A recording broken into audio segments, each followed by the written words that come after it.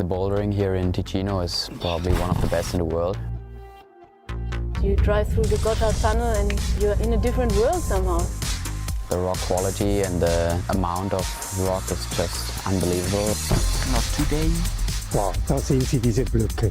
Ich habe meinen kleinen Kosmos gefunden.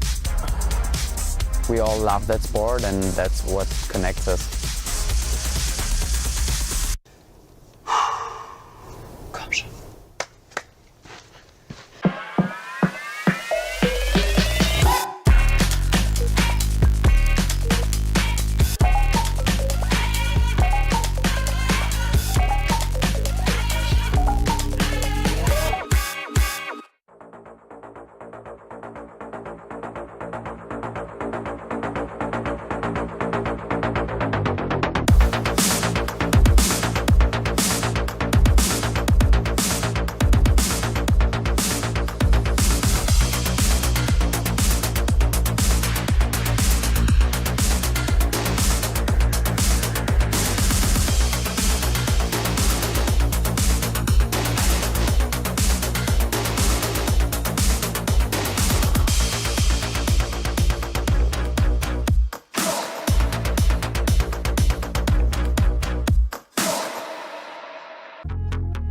The bouldering here in Ticino is probably one of the best in the world.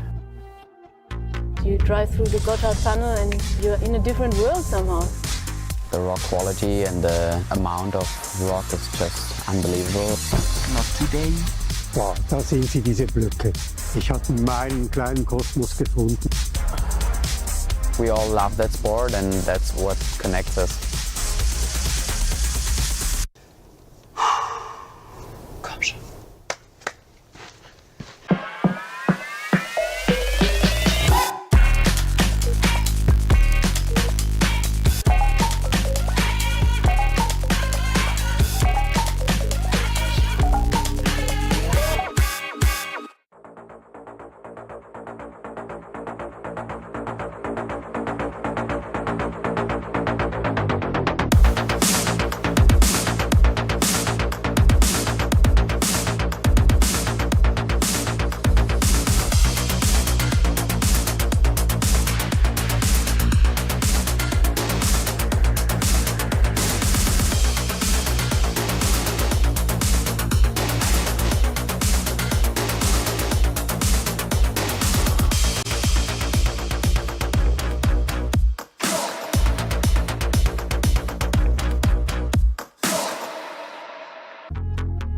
The bouldering here in Ticino is probably one of the best in the world. You drive through the Gotthard tunnel and you're in a different world somehow. The rock quality and the amount of rock is just unbelievable. Not today. Wow, da sehen Sie diese Blöcke. Ich habe meinen kleinen Kosmos gefunden. We all love that sport and that's what connects us. Komm schon.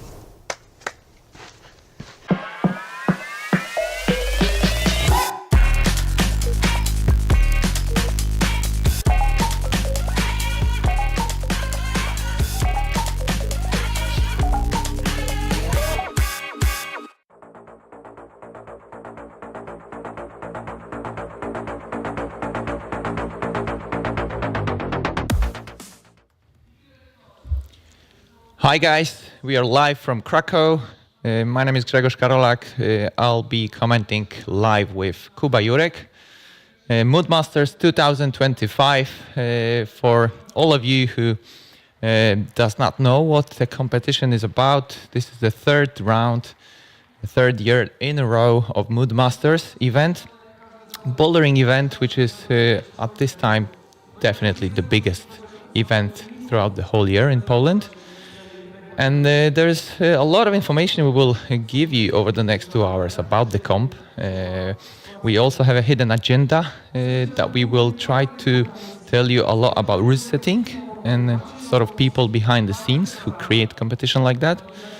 Because as you may know, for all of you who watch competitions online, there's a lot of people involved in organizing a comp like that. And not only route setters, but also entire staff. And to host a comp which can accommodate more than 1,200, around 1,200 competitors this year, which is extraordinary. Definitely some sort of record when it comes to Poland and competitions in Poland. None of the comp in the past was able to attract such a crowd to come over.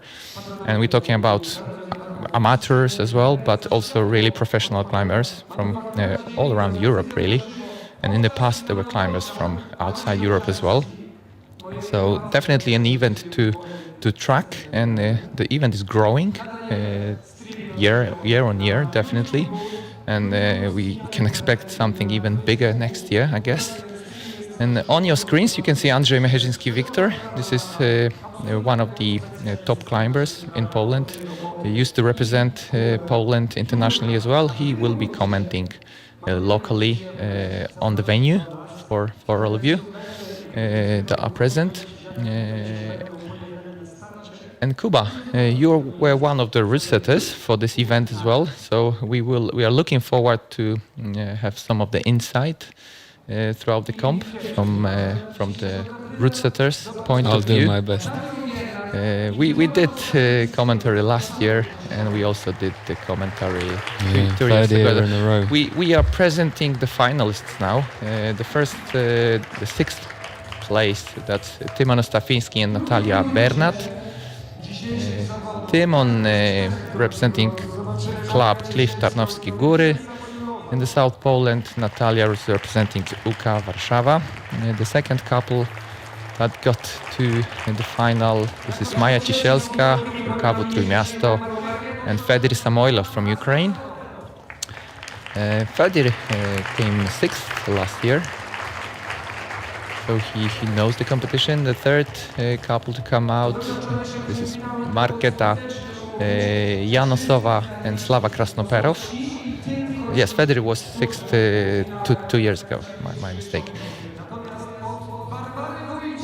Next couple to come out, Barbara Wójcik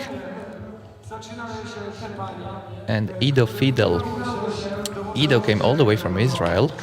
This is his first time in Poland to compete in that event. And he won Studio Block Masters last year. Yeah, He's that's definitely an accomplished comp climber. So he will want to show his best in front of the Polish crowd. Next couple to come out, Maja Oleksy, Jan Svent.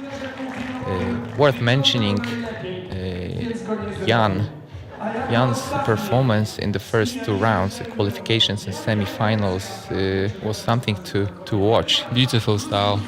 And that's his debut in the competition as well. First time visiting the gym. And the last one to come out is Bianca Janecka and Edward Gruzitis, and these are the, you could say, veterans. Edwards won the first edition of Mood Masters in 2023. He came fourth last year, so he comes every year. So he knows the wall very well. So in front of you, you have all the finalists now in the usual format, IFSC format. They will have 2 minutes observation time for each boulder. They will obviously climb different boulders, men and women. And there is a clock somewhere. We can't see the clock, but after 2 minutes they will move on to boulder number 2 and 3 and 4. So this is the time for them to get familiar with the boulders. And once they finish this, there will be a short break and we will see the first climbs on boulder number 1 and 2. Kuba, I said in the introduction that we will try to tell you a bit more about route setting and how important that role is from a perspective of, let's say, an event that is a success. Because when you think about organizing an event like that, you have to ask yourself a question: why are you organizing an event? I mean, do you want to select the best climbers, of course, but at the same time you want to put a really good show for the spectators. So when you guys set boulders, and maybe I'll introduce the entire route setting team. This is probably a good moment to do that.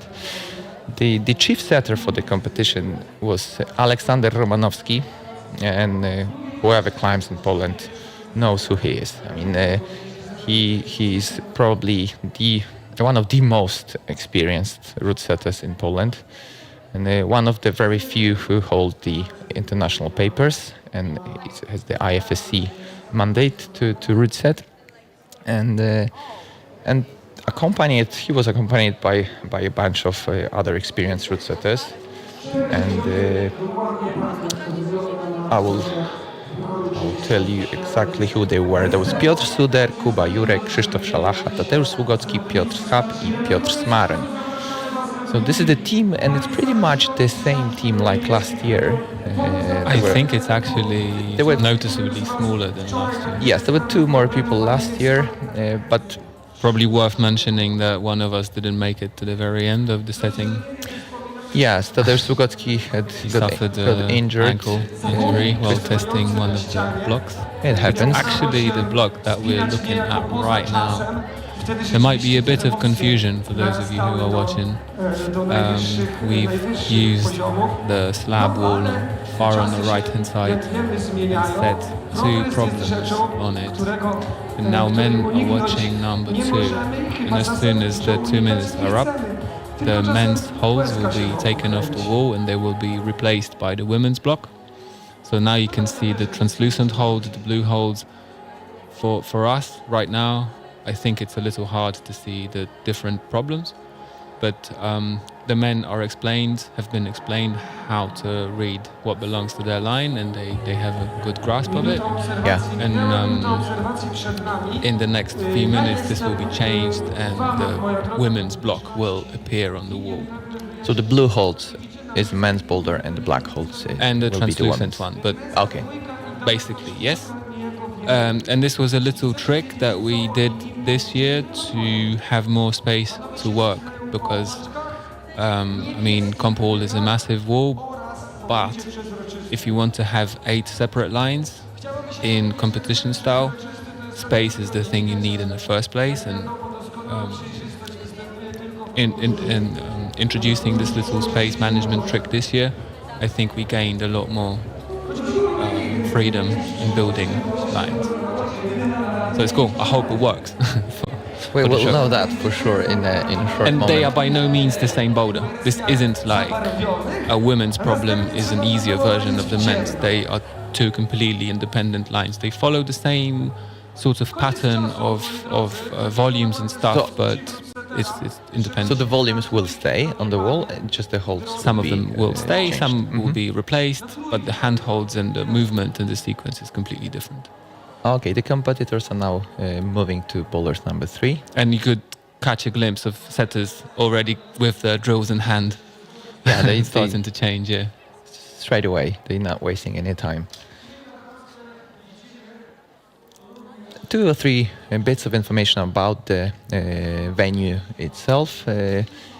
Some of you may know, some of you may not, but Mood Boulder Studio is in fact probably the only bouldering wall that has the real proper bakery inside, which is an interesting. You can buy really fresh breads, and you get all the nice smell in the mornings.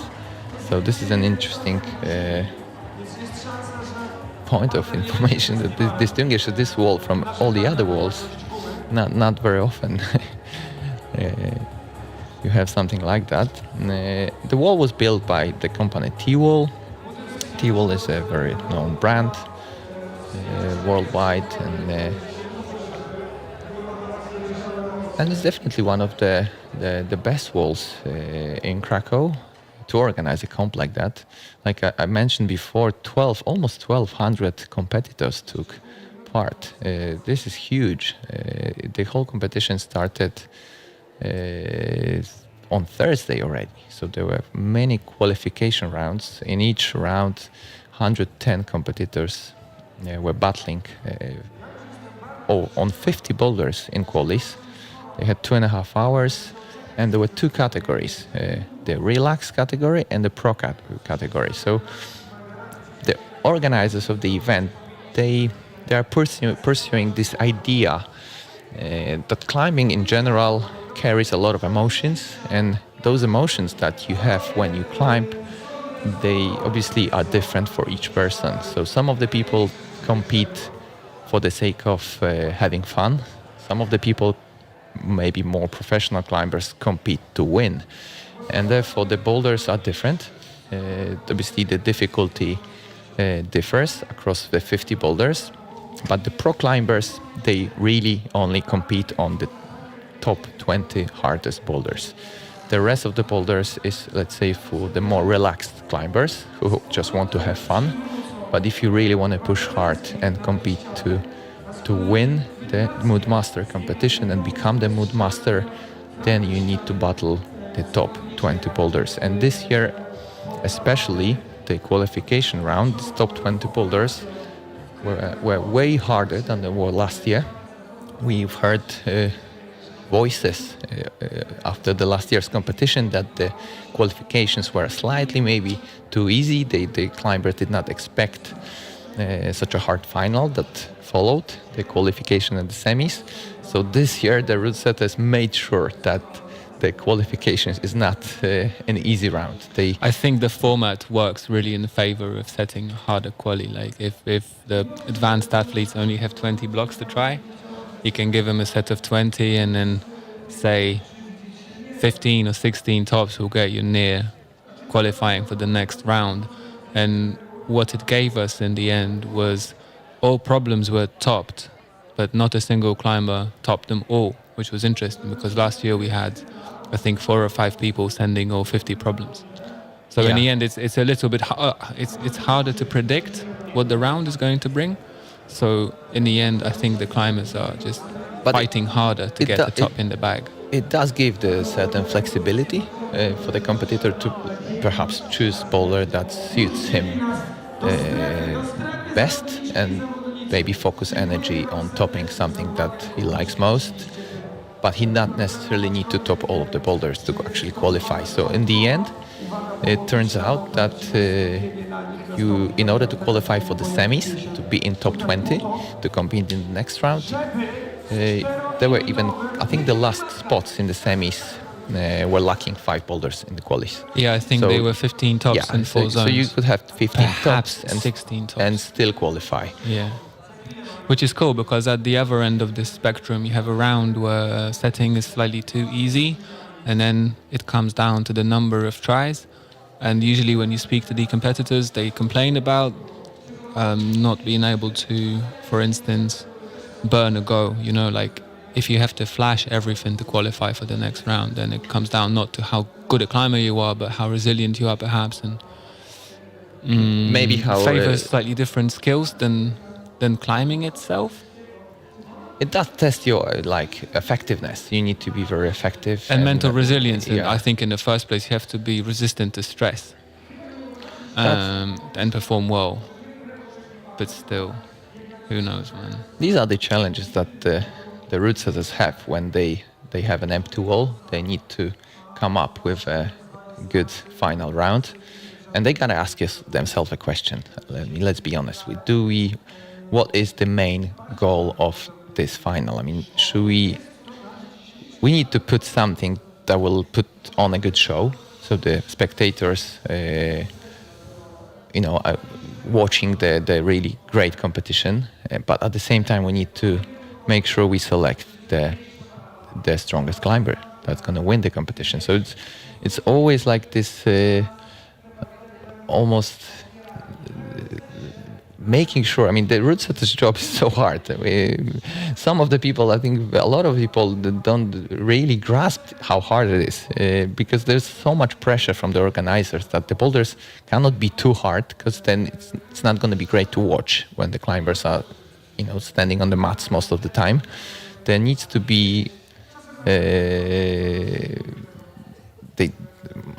ideally we would want to see as many tops as we can. But obviously boulders can't be too easy. Yeah, we can't see topping all the time, or we can't see no top at all, no tops at all. So it's such a thin line between a good route setting and overdid route setting. Route setting, I'd say, is a bit of a rabbit hole. You can just walk past it and never notice the whole extent of work that goes into it, but once you start exploring, it turns out that there is quite a lot. Last element. Oh, first you can set great boulders, but at the end of the day, you still have the climbers that need to top them out or need to perform well on them. But hey, we are on boulders number 1. Tymon Ostafiński, we can see him on the screen right now, and Natalia Bernat from Warszawa on the women's boulder on the far left side of the wall. We can already see that boulders. We will kick off with a very dynamic movement. So I can give you a little insight if some of you haven't followed the semi-finals yesterday. I can build a bit of a background story. So as usually for semi-finals, we said the women's round and we said the men's round. And as far as the men's round went, I think we had a pretty good feeling for the level. And all problems got topped. You had to top 3 and good number of attempts to qualify for the final, which is good. But as far as women's setting went, we massively overcooked every single thing we set. So the total number of tops in the women's semi-final round was 3. We had 3 girls topping 1 problem each. It was problem number 4. And obviously that gave us a lot of information to think about, because we thought we had it before the round had started. So it caught you by surprise. You did not expect such a hard round, right? So one thing I can tell as our excuse, we held a national selection the week before Mood Masters, and we had most of the ladies competing in that national team selection, and they did well.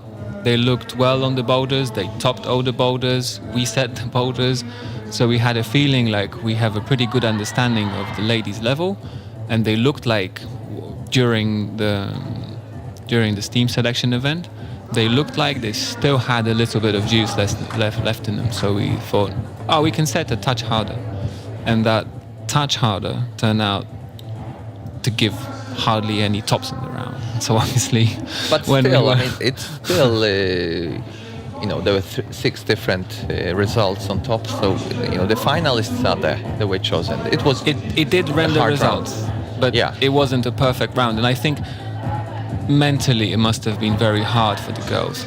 So would you say that if I were to ask you, what is the route setter's biggest nightmare? What's the route setter's biggest nightmare? Oh my God. Was that something in my like that? case, well, to be honest, in my case, it would be a technical problem, like a hold falling off the wall, like a blatant... Yeah, so... If I blatantly overlooked something, like I put a hold on the wall but only used 2 screws or 1 screw, and then a competitor would like leap for the top and come off the wall with the hold in hand. Yeah. That would be my worst nightmare.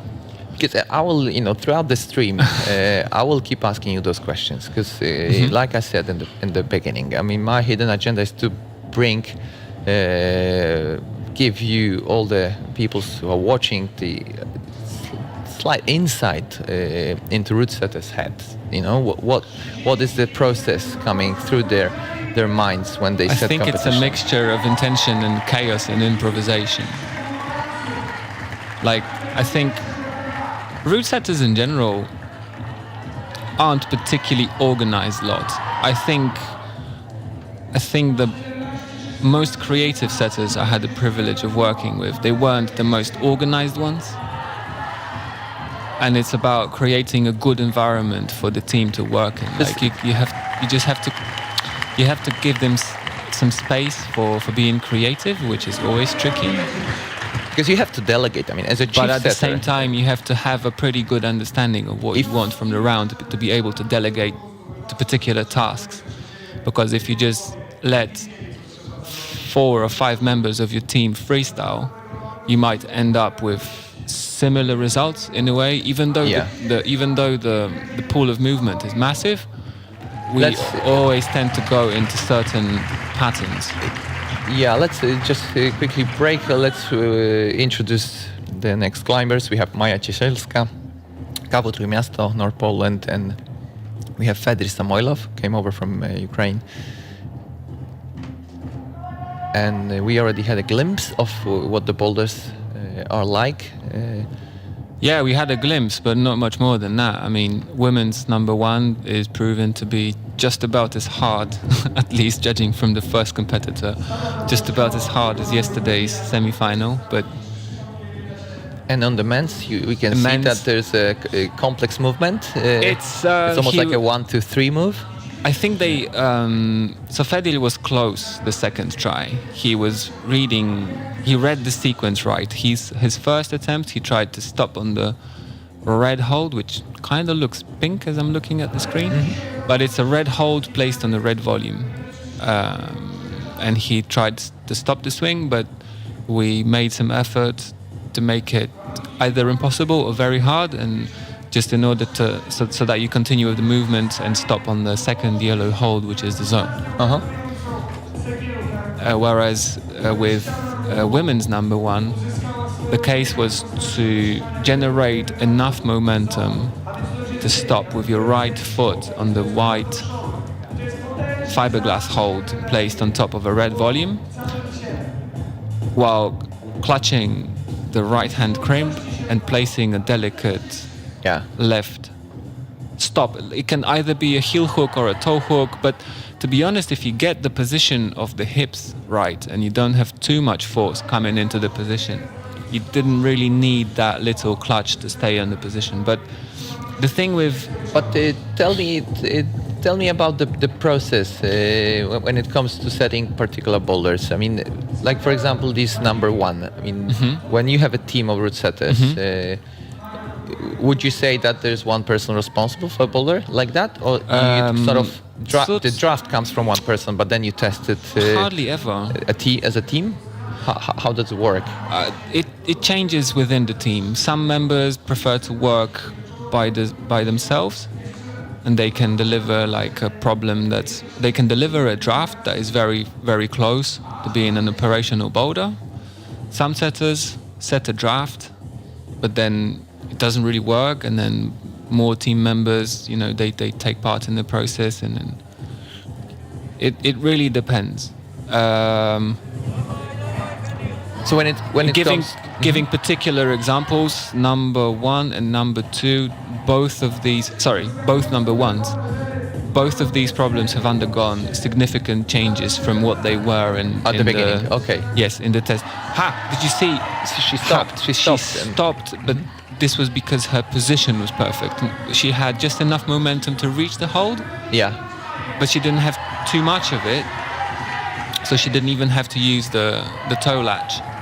So cool. This is. Oh, that was close for Fedor as well. I'm really happy to see this But work. let's focus on Maya is doing really well. Let's cheer her up. There's only one move left, and we'll see if she can do it. She did it. Very nice. So amazing. Such a precise movement. So because amazing. I'm so happy for her, man. And she comes from where you live. Yes, and that's close, Fedor. I'm not Maya's coach, but she comes to climb at my gym, and I try to support her climbing career as much as I can. Always keep my fingers crossed for her. Really, really cool hip movement.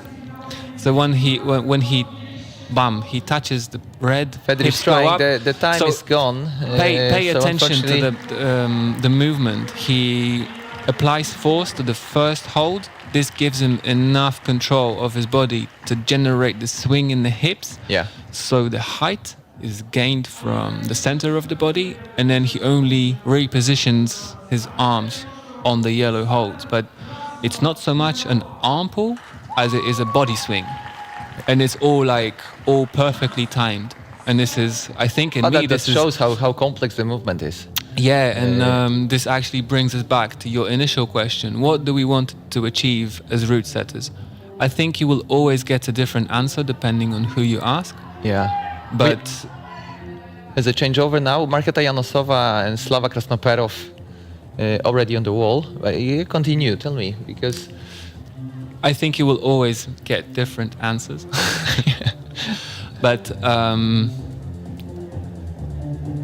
Okay, These two. I but- try to create movement. I try to generate positions or to force the body to go in certain ways so that you have to commit into the movement and the way your body is going to interact with the holds. But at the end, It's end of the generating day, something beautiful. You never know if it's going to work. But you see, it's But really look at hard to give an Marketa. answer to this question. Because it's so complex, the issue, I know. I think there are people who like holds, Yeah. like a specific type of hold, and they pick the hold, and they just want to like set it on the wall. Cool. But I think if you ask setters who have more experience with setting high-level competitions, I Yeah. think creating movement is higher on that list of cool Look things at to do. Marketa. She's doing really well. By the way, these two in front of you, I mean, they like veterans of the competition. Yeah, sure. Marketa came second last year, and Slava was second last year as well, and also second 2 years ago. So these two, they know the wall very well, and. So a little bit of insight on the women's zone hold, the white dish with a pocket inside. Don't be fooled into thinking it's a jug. It's a positive hold, But it's not. It's but like the way the hold is the hole is shaped. It's like horizontal. Yeah, it's not a jug. it works.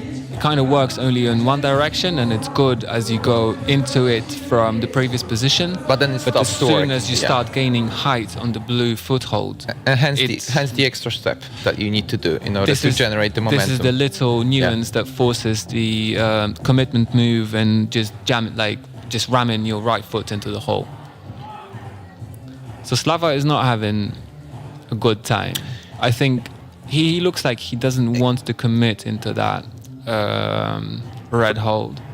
And I know from the questions that some of the competitors were asked after the semi-final that some of the finalists, let's say, did not lose so much energy.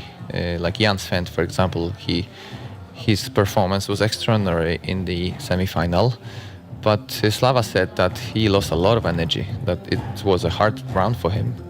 So Oh yeah, sure. I mean, competitors have better days and worse days and better times and tougher times And it all accumulates, If you lose more energy, that was closer. If you lose more energy in the qualies, then obviously your performance in the semis will be affected. And the same with the semis. If you certainly affected. Yeah. I'm not sure if always in a negative way. I mean, sorry, I know this is come on, contradictory. but Marketa, this is her moment. There's 20 seconds. yeah, hips She were may not have- too far to the left. She wasn't really going upwards. She swayed Yeah, to the left, and as she put She the is left, trying the right again. foot, She would have to go very fast. very fast. No, she Yeah, won't make it. It is a problem you can climb in 13 seconds if you know it. If you know precisely what to do. and what where to you- Yeah. So it would be possible to send it in 13 seconds, but Okay, so their 4 minutes is up.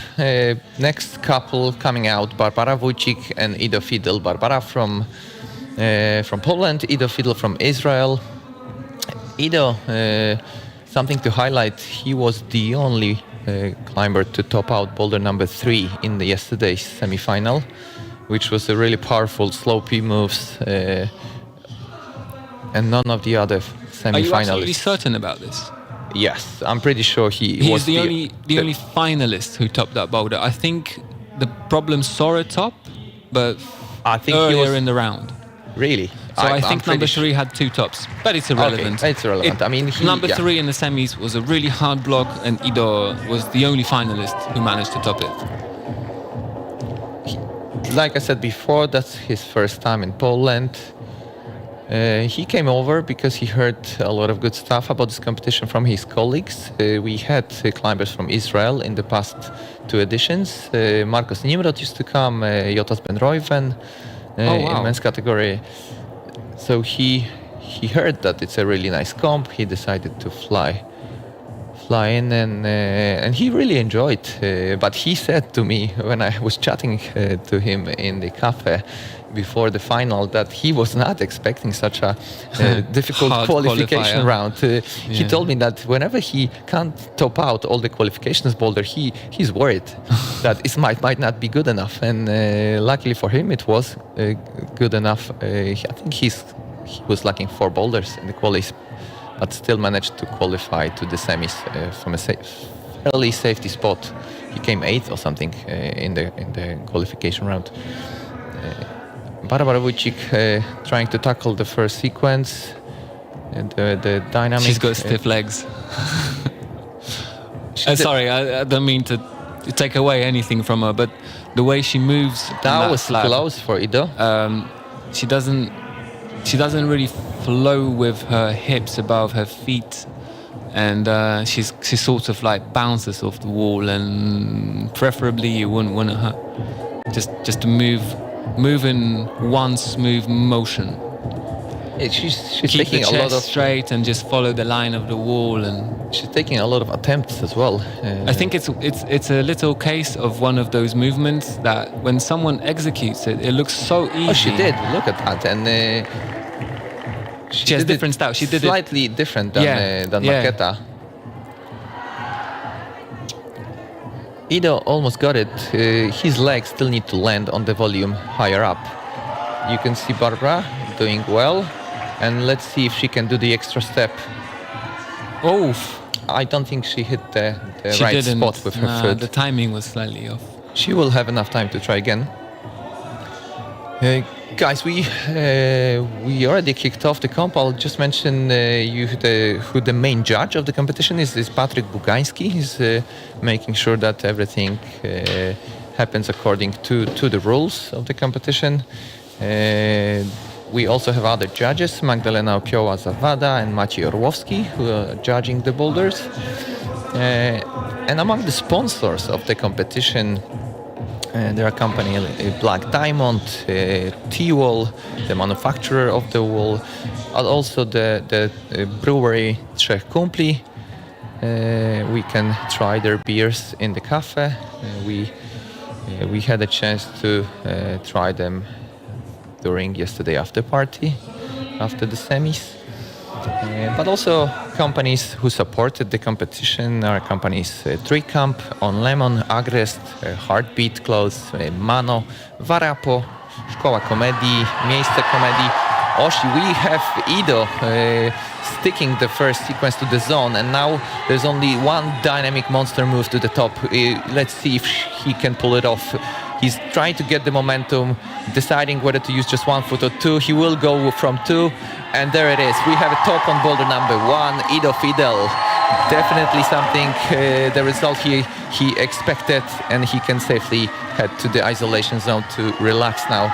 This definitely gives him an advantage, psychological advantage for sure. He must know that this is the first stop in the competition, otherwise he would hear people cheering before. So he's happy, he's coming back. And we will welcome now the next couple of climbers, Maja Oleksy and Jan Svend.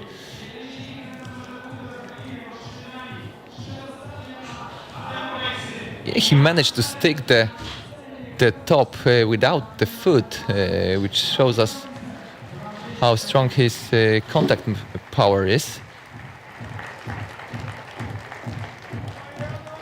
And we have Maja and Jan already waiting for the clock to start. 4 minutes for them. I did say already that Jan's performance in the first 2 rounds was something to watch. He stormed through the qualification round with a top score.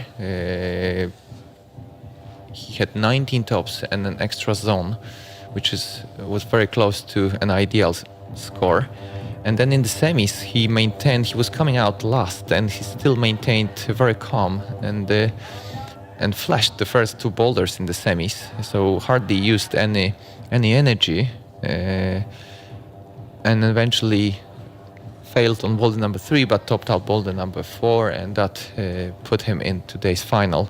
So he's probably one of those climbers that saved most of the energy for today's final, because of his effectiveness in the previous rounds. Maya was close to a good performance on boulder number 1.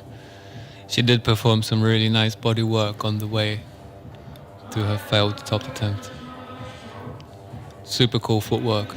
Whoever follows the local Polish bouldering scene, Maya is a daughter of Tomasz Oleksy, one of the most experienced and also well-known Polish climbers, who's still one of the top Polish route setters at the time. So it's not a coincidence that Tomasz's daughter is doing well. She definitely received a lot of training advice and sort of mentorship from her father. And slow motion. Lead by example, yeah? She's doing really well. And can she execute this last move with an extra step? She did. Open three fingers. It was perfectly timed, and it was just enough, those 3 fingers, to stick the top. So very, very well done. And I think it was fairly... she didn't use many attempts. Maybe fourth try? Yeah, I think it was fourth attempt. Really good effort for Maya. So now all focus on She's Jan. famous for her slab skills. Probably worth mentioning. And a bit less than 2 minutes for Jan Svend. Uka Warszawa. He almost managed to stick. Tricky. Is it possible? Did you guys try it like that? Yes, we tried it. We tried it with a larger volume, and then we replaced the large volume for a smaller volume, and then we had a feeling that it was going to be possible, but it still hasn't been done. You would have to kick the foot in the right spot as well. That would have to be. This is really good. Go now, this way. I think it went through his head now that this is the way to do it. This is so tricky. Sometimes you set a sequence that works really well, but if the if competitors misread it and they go in the wrong direction, there is nothing they can do, and they keep on trying the wrong way. Like I know there isn't such a thing as wrong and right, but just as route setters, we sometimes want to keep some options off, and this would actually be right to call such a thing wrong. He now I think the difference now, he believes that he can do it, and you can see how much the head helps. Mate. I mean, because he knows his body was a little bit too far to the right. I think it really helps if you kill the force landing on the volume while catching yops. And now his legs, gonna happen for him, it would be better if the legs were further to the left. So he would be able to stop having both holds and his left foot on the volume. No top for Jan. And we have a last couple to come out. Bianka Janecka from Kabul, Częstochowa. Edwards Gruzitis from Latvia. Edwards, he is a mood master from 2 years ago. And he was trying to defend his title last year. He only came 4th, so close to the podium. He's coming back for the 3rd year in a row. Let's see if he can do well this year. Bianca came 4th last year, so just below the podium. Not too much space for your fingers in a little slot. It looks like a lot. It looks like a lot, but the distance you have to cover in this one movement. So tell me about that's also done on purpose, right? You block sometimes top holds to make it. Yeah, sometimes we block them to actually make them hard to grab, to decrease the surface of the hold. That works. And sometimes we do it just to introduce a bit more confusion. So you need to be precise. Just to set climbers off balance. Yeah. Like they can't stay in too much control if the setting is mostly oriented on on strength. Yeah. A lot of people have control in their strength, and this is their comfort zone. So I think the role of route setters is introducing as much sort of risk and insecurity into the movements that can be climbed in the given time, so 4 minutes. Like obviously the problems aren't ridiculously hard, because if they had unlimited time to climb them, like a lot of people would climb them. But it's the whole trick is to climb them fast, without So consulting with anyone else. Nice. Wow, Bianca. Cool. So you have to be effective. I mean, 4 minutes is not much. You know, how many attempts can you do in 4 minutes? Let's be honest. So Well, you can probably have about 5 attempts to get the zone. look how easily Edwards just grabbed this sequence, and now he's thinking whether he should use the both feet or just the left one. He's going from the both. He's gonna do it because he's committed. No problem. Yeah. So Edwards stays, let's say, puts himself in a really good spot. He's in a good ahead of position the next now, 3 yeah. boulders. Yeah. He can relax. You can see he's smiling. So he's It's a very heading to the peculiar way of isolation smiling. zone, and we can all move on now to Moving boulders number 2. Once the cameras will shift, I'll let you. We will have the live results now, the current results after boulder number 1. So we can already see who's leading, and we should see the results for the women as well.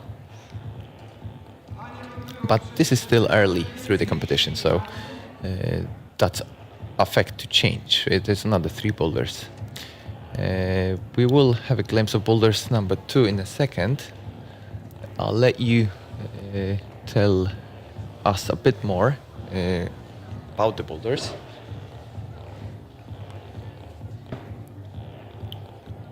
We get a replay of some action from Edwards.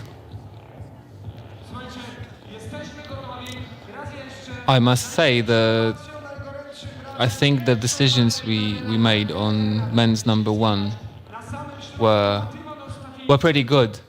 So you're We're happy with actually- the... Mhm. Yeah, I think this is what was intended. So when we started setting draft for M1, the chief placed a piece of tape with 1 sentence on it, double into triple, and for someone who's a route setter, it's a sort of obvious Sequence. task. Yeah, it's an obvious sequence.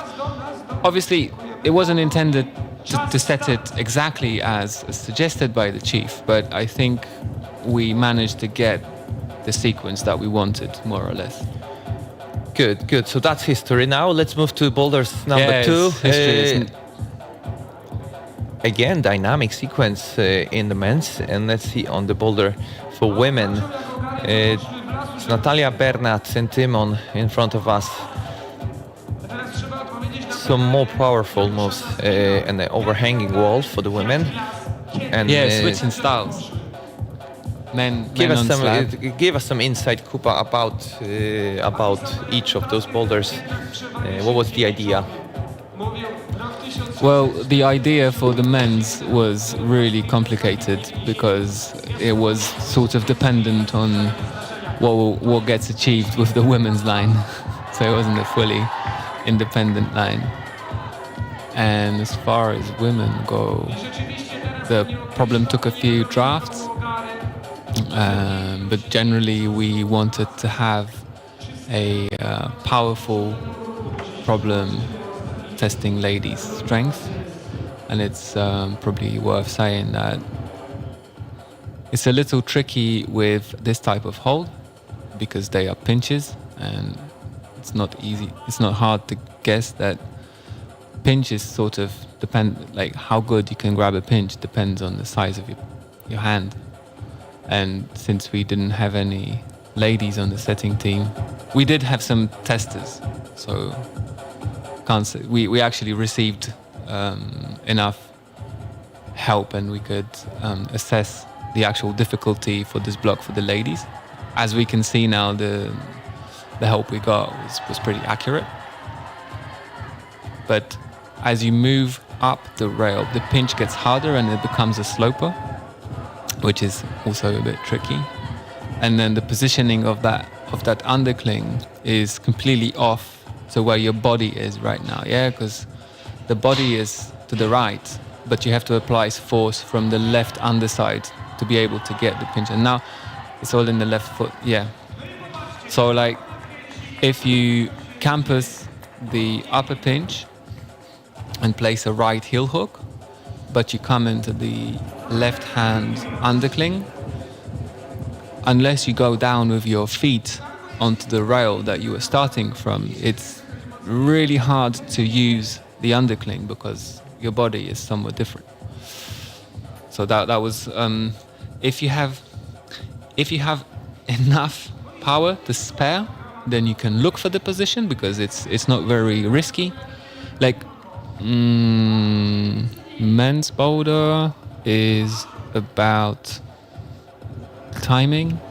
And was it again that you sort of someone came up with a draft and they worked all together about twisting it a little bit, or was it? They have undergone massive changes. Okay. I think. So it's a process. It's always a process. I mean, I think some original idea was kept with the men's for sure. Though, if I'm fully honest, I'm not even sure which draft was mounted first. I think it was the men's, and then on top of the men's, we really had nice women's. progress for Natalia. Yeah, she's doing really well. I was just saying. Was she on the zone? Well, she's just about to get into the zone. The trick with the zone is you have to apply force from the left underside into it to make it happen. And since she was hooking the right heel. You can see how small the top is on the boulder number 4. Oh, it's a jug. Is it? on a slab, it's a jug. Even as an undercling. We got the second couple of climbers on boulders number 2. Maja Ciesielska from Trójmiasto. Fedir Samoilov from Ukraine. And tell me, again, I will keep pushing these questions about route setting. So tell me about Alexander, who is the chief setter. I mean, he's a legend. Exactly, that's what I wanted to say. That's because probably the first thing worth mentioning. For those of you who maybe are not familiar with the Polish route setting circuit, Alexander is one of the most experienced setters on the circuit, and like I said before, one of the very few who have the IFSC qualifications, so to speak, to route set international competitions. And Kuba, you as a route setter yourself, what does it take to be a great route setter? I mean, in your opinion, because not everyone. Not every super strong climber can be a good setter.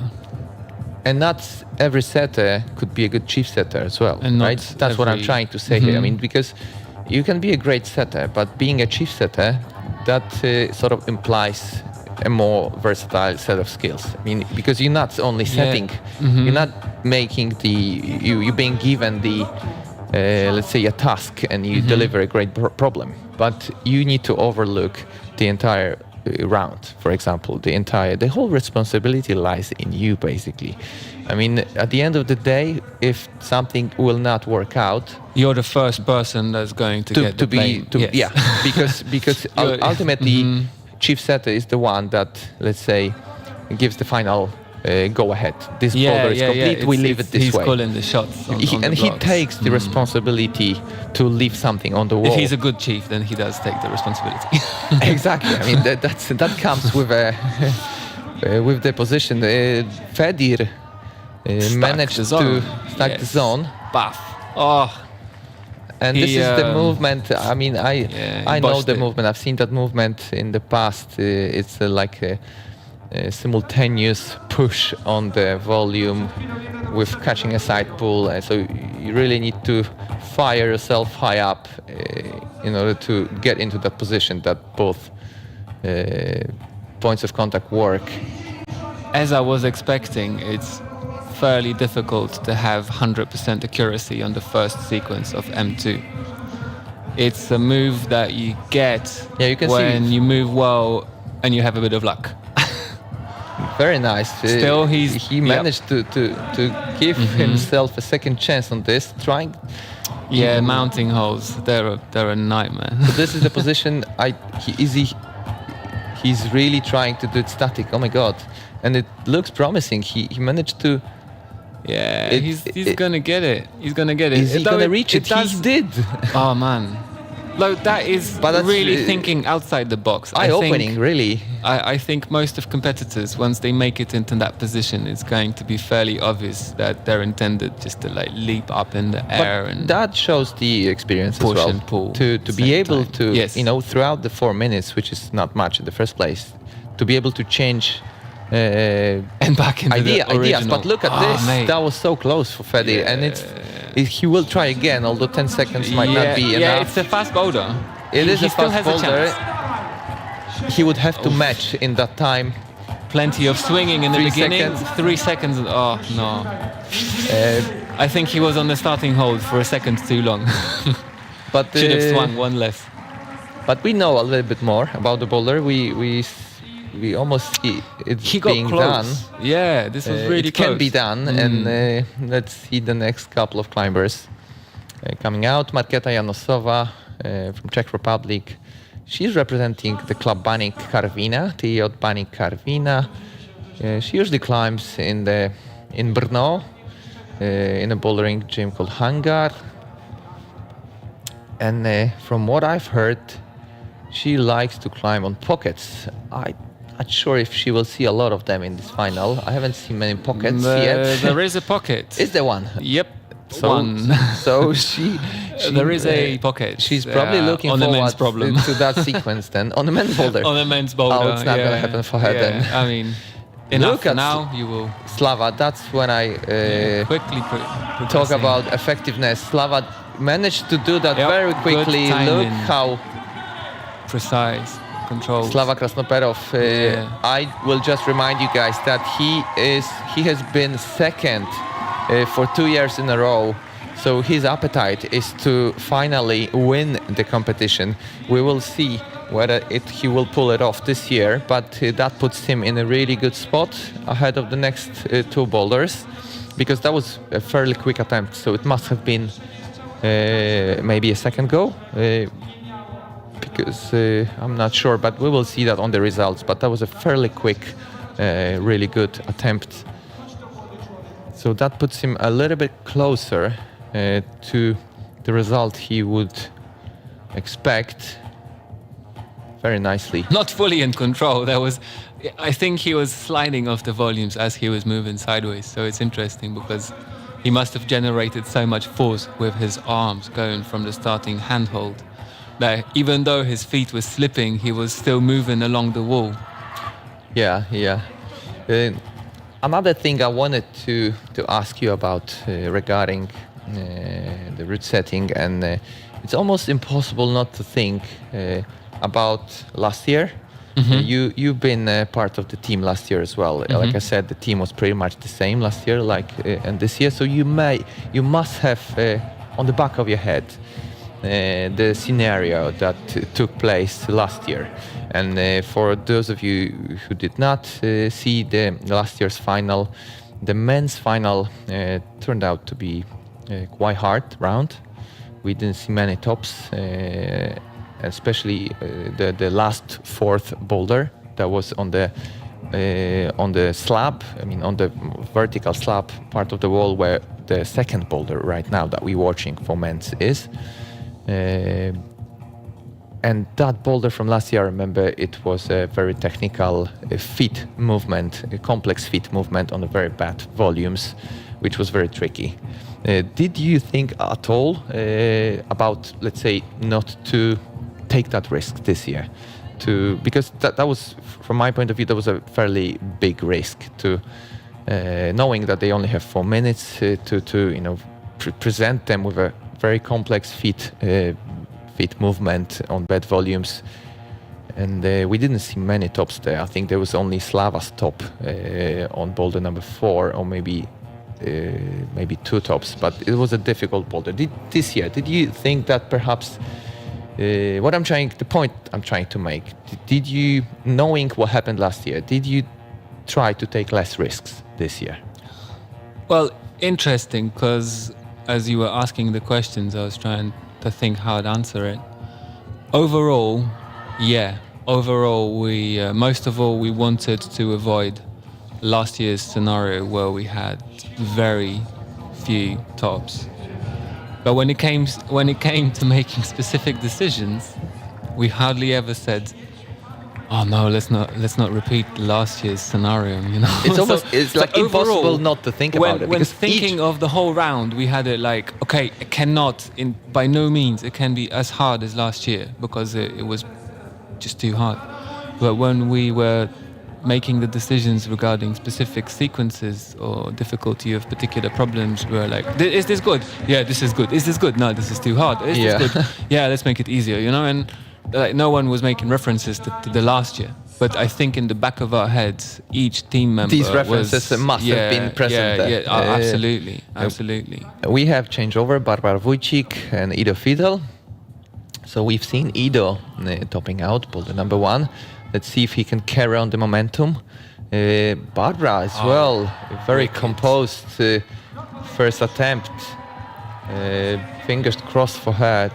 She's moving Progressing along into that the- big pinch, and Yes. this is looking really good for Barbara, very controlled. Fantastic. And this is the last movement. There we go, Yo, Barbara flashing there we go, boulder number flash. 2. What an effort. Almost effortless. Barbara Wójcik. Yeah, And everything changes in this competition so quickly. fantastic. Early on in the comp still, but we have some tremendous efforts from in both men and women category. Oh, Ido beautiful. learning the movement very Yeah. quickly. He knows exactly what to do. That was a foot slip. Yeah, his foot slipped. Yeah, he knew what to do, but it was a foot slip. He will try in a moment, but he knows the first sequence now, so it should be enough time for him to execute that once again and give him a chance Big to commitment for top Basha, out. the last move. Top hold, a sloper. Penultimate hold, a slopey crimp. yeah. Beautiful rail for the feet, but still, it's not a particularly controlled position and you want to get out of it as soon as you can. I'll tell quickly who's promoting the comp as well. We have the media partners, the most popular climbing portal wspinanie.pl in Poland, transmitting the event live as well on their YouTube website. Ido Fidel, there we go, second top, and he's putting himself in the lead. After 2 boulders, he is a happy bunny. You can see he's smiling. So halfway through the competition, he has 2 tops in the bag.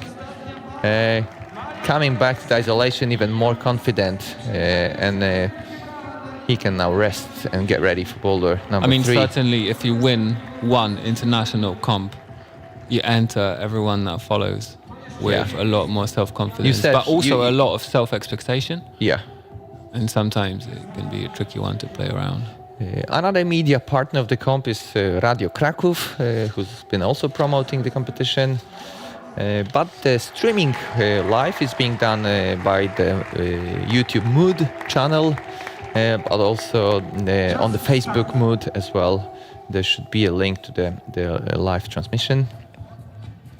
And who's responsible for the lights, the beautiful lights that we can see in the venue? Manufaktura Dźwięku is responsible for making sure that all the show that we're watching is in a bright light.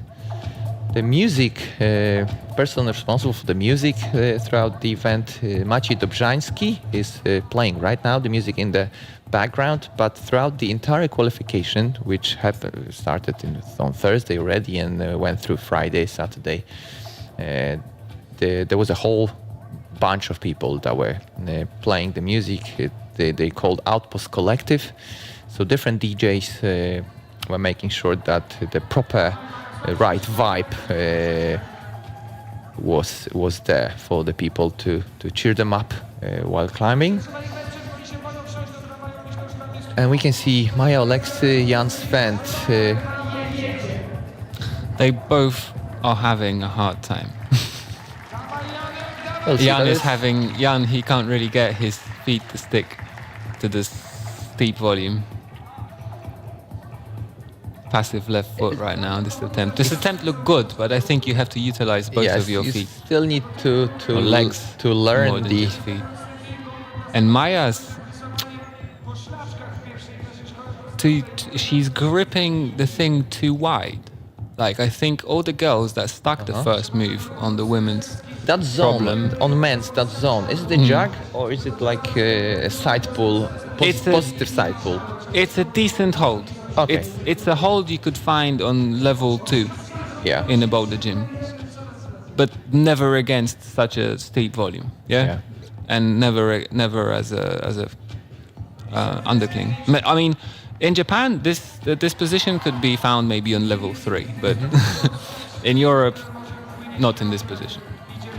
So Maya's left hand was far to the left, and as she catches the right hand pinch, I think her arms are stretched sort of too wide apart to control the swing, and she's letting go of the left hand, and then it's like impossible to control. I think if her left hand went a little bit closer to the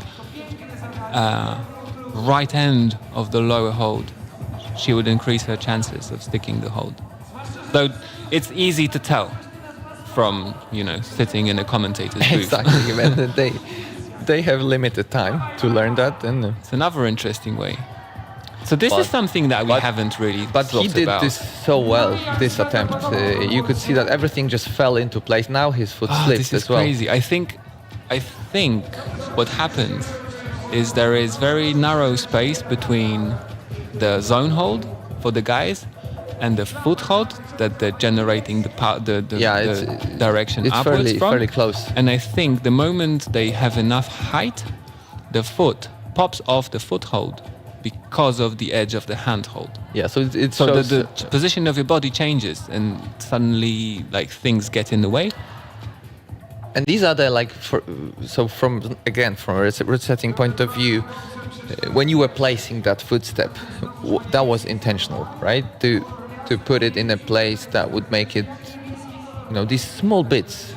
Because if that footstep was perhaps 10 centimeters to the right, it would be too easy. Already, 10 right? centimeters is like... a mile. Is a mile, yes. Yes. We usually measure distances by fingers. So if you want to move a hold a little bit, you move it by half a finger. And most of climbers and setters have thick fingers. So And that can make all the difference, right? This small twist would change, can change the boulder completely. But hardly ever anything gets moved by more than 3 fingers in any direction. Like 3 fingers off. If you have a functional draft and you move something by 3 fingers, it usually changes completely. Like a dyno becomes a reach, and a reach becomes a jump, and then a toe hook becomes impossible for women. There are all these little dimensions and nuances you have to take into account. And Bianca Janecka, Edvard Gruzitis, and they're 4 minutes on the second boulders. Cool, and she read it right. Very composed Yes. for Bianca. Can she know this? Yeah, You can see how controlled the moves are. Can she pull the last move? She's gonna have to jump there. Oof. Easily. Yeah, no amazing problems effort. at all. That looks easy. Flash for Bianca. Edvard is still learning the first bit of the problem, but amazing effort from Bianca. That makes the second half of the competition even more interesting.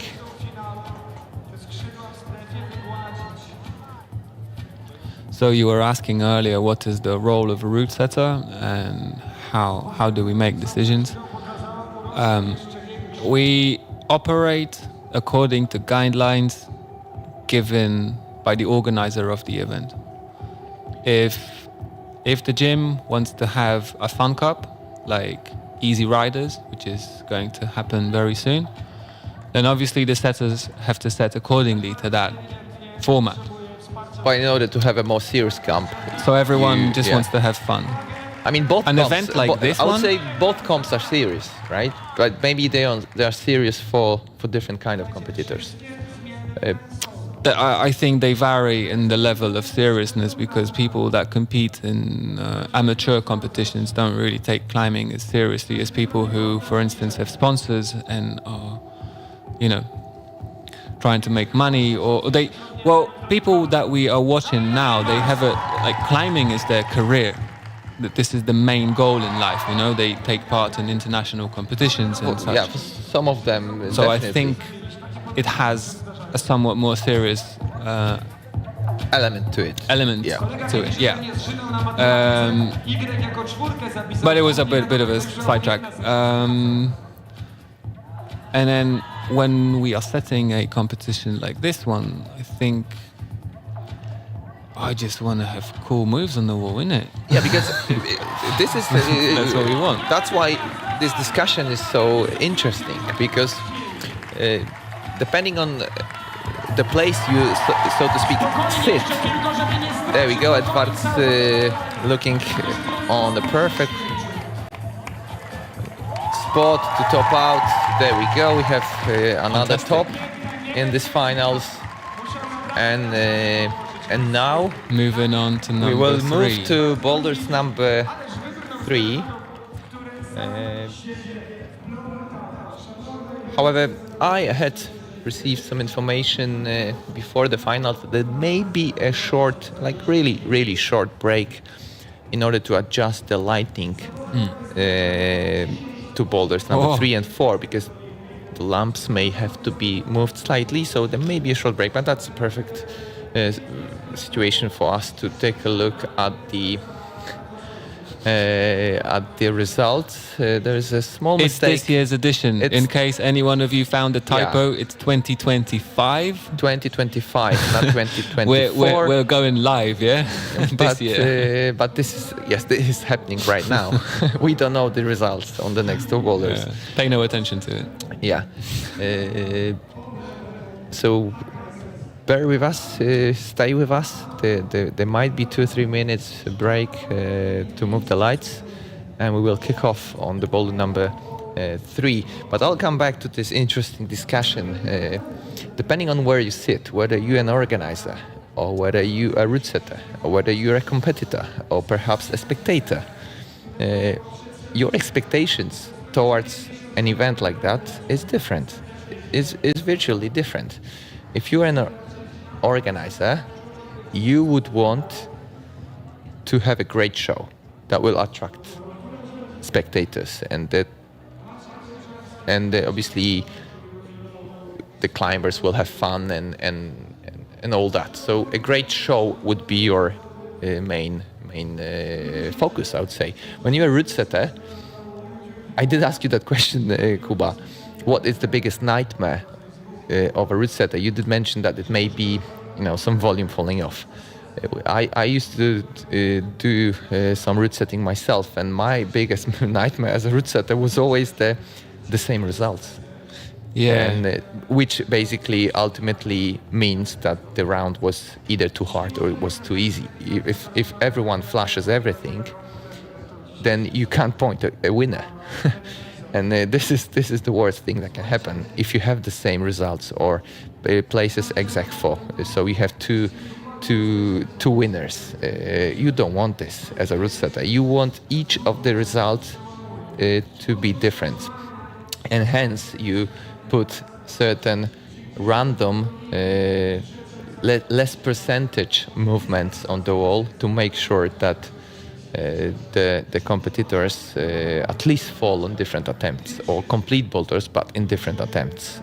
So you don't want it to be too easy. You don't want the movement to be fully controlled, because they all have certain amount of strength. And if it was only, if there was no dynamic movements, it could be.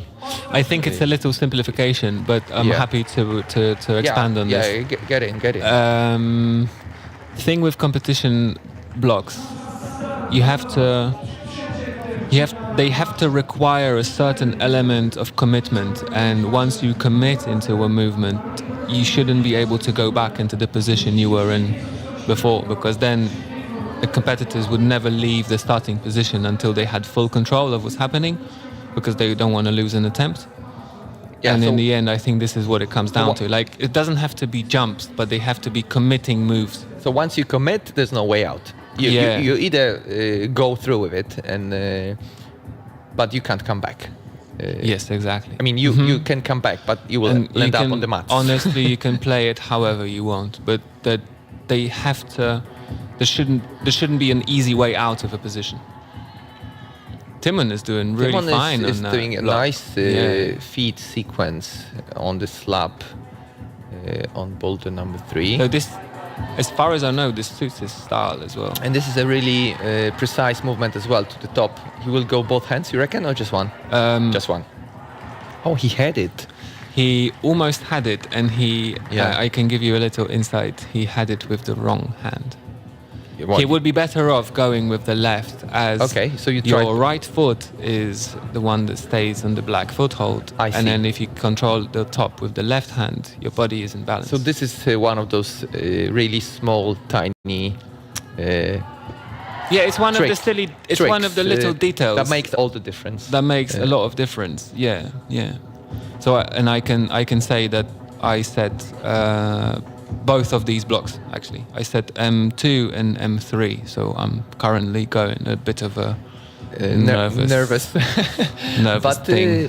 but we can see that the men's boulder is proving to be interesting to watch, and the movement from Natalia, very well done.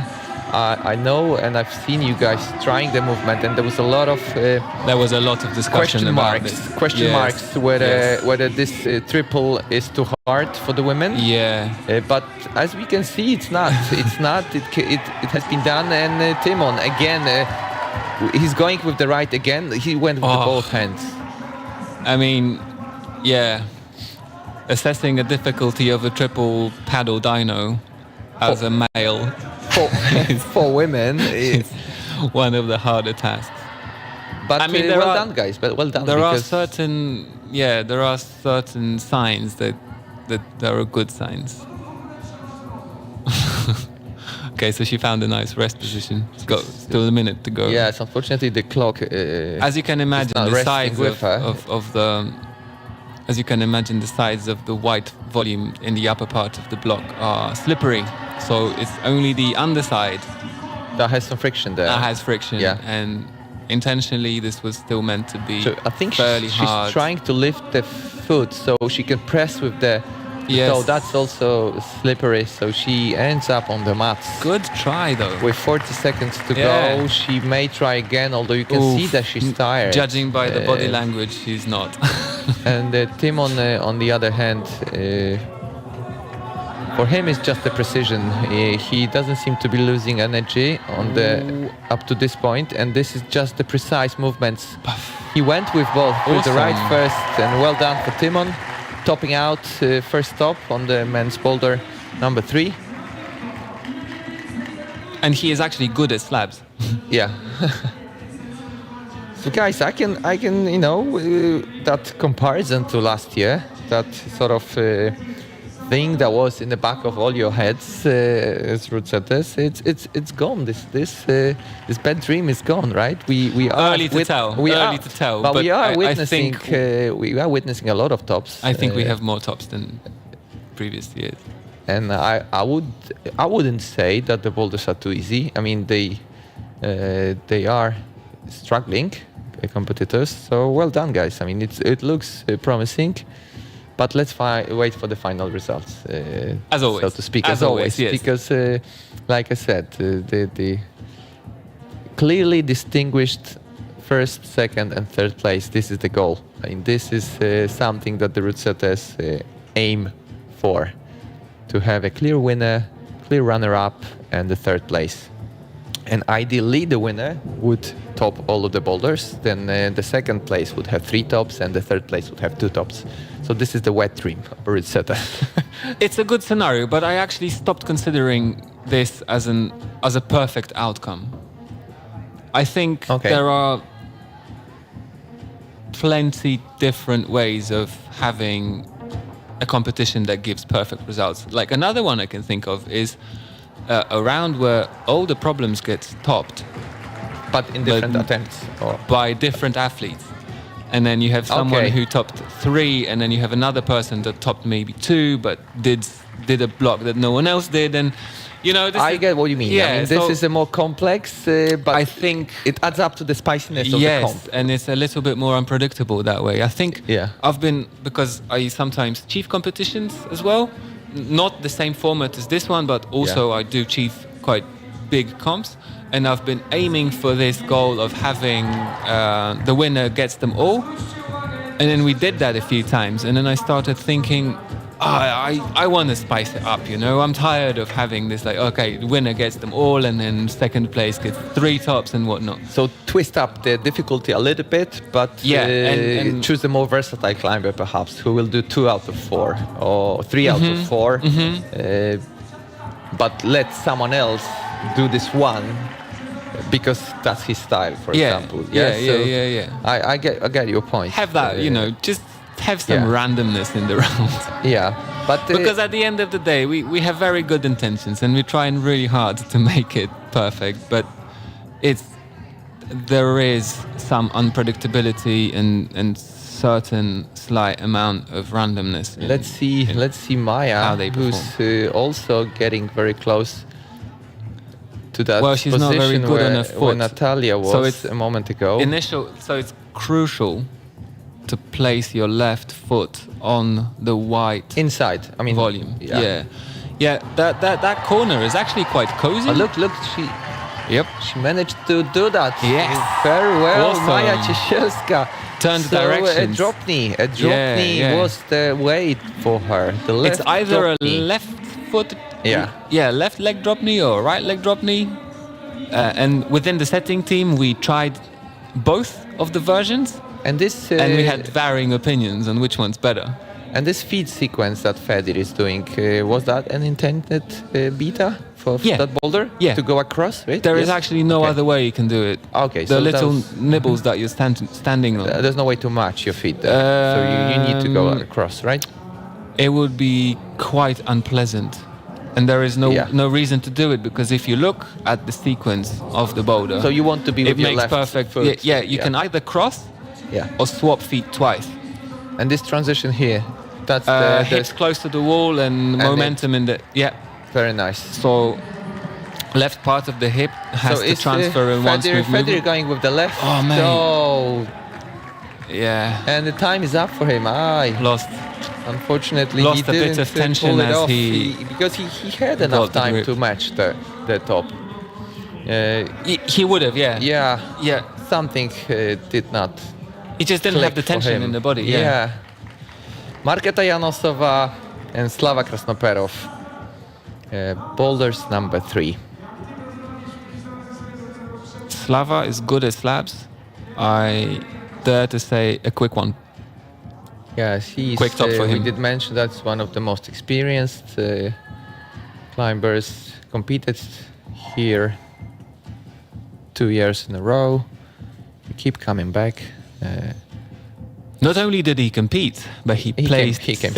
He came second twice. Yes, I did mention that before, and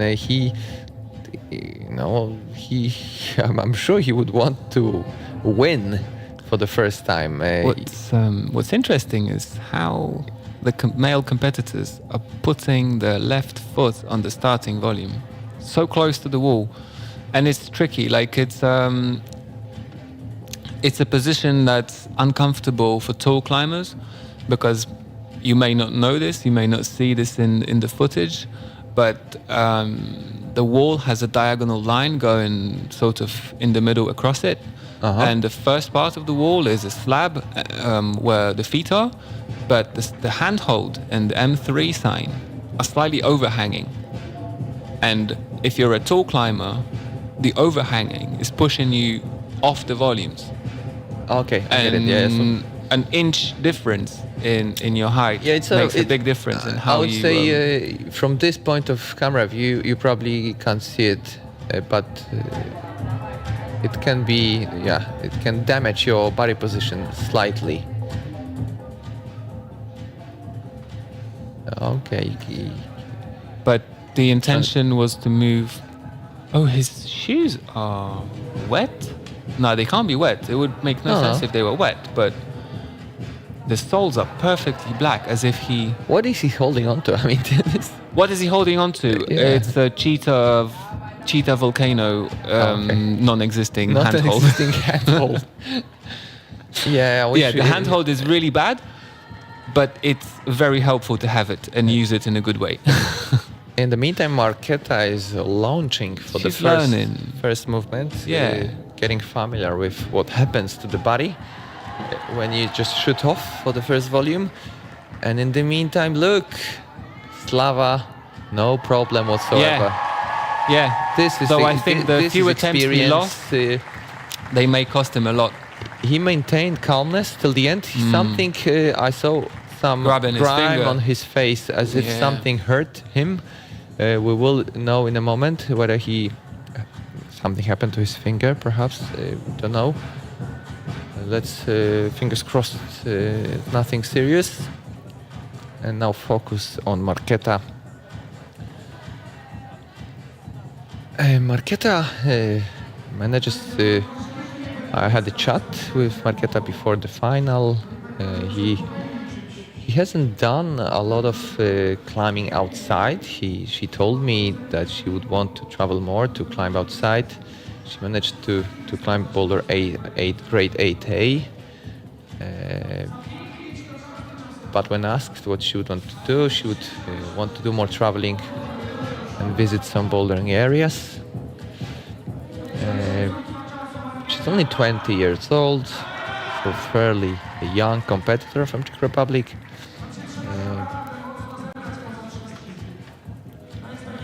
Let's cheer up. Last 10 seconds, perhaps the zone, it's not gonna happen for her. So the clock is up, she heads up to the isolation, and we are welcoming Barbara Wójcik and Ido Fidel. It's a little thing I thought it's interesting to point out. Sometimes we fall victims to this approach. Oh, I'm just trying one move. I don't need so much rest. I'm failing. This is only one move I'm trying. I can have another go, and I can have another go. And then you end up having 20 goes within the span of 5 minutes. And it turns out that you should have rested a full minute in between having each failed attempt. And you would have a proper. The thing is, when you have to explosion. give everything, you have to recover after a failed attempt. Maybe this is something that applies to more working like an outdoor project, but still, even if it's just one move, but it's proper hard, then you always should take a You can little see break. the composure on Ido Fidel's face. Ido's nickname is Zizu. He told me that's what his friends call him in Israel. So let's cheer for Zizu. The last movement, can he pull it off and put third top in his bag? Not yet. Not yet. He will try again. But he can feel it's close. So there's no surprise. I don't think he may be surprised on this boulder by anything. He just needs to execute the perfect sequence. And he will be able to have the third top under his belt. Let's see. He's got plenty of time. Yeah, 2.5 minutes. This is a fairly, he was really smooth. It's a fairly short boulder, yes. It doesn't require too much time on a successful effort. Basia was so close to stick the zone. Well, it's interesting. It's a short, relatively short boulder, but the movement is slow. Little changes were making it so much harder. That in the end, he's there again. He's not gonna think too long. He's going for it, and he's got the third top.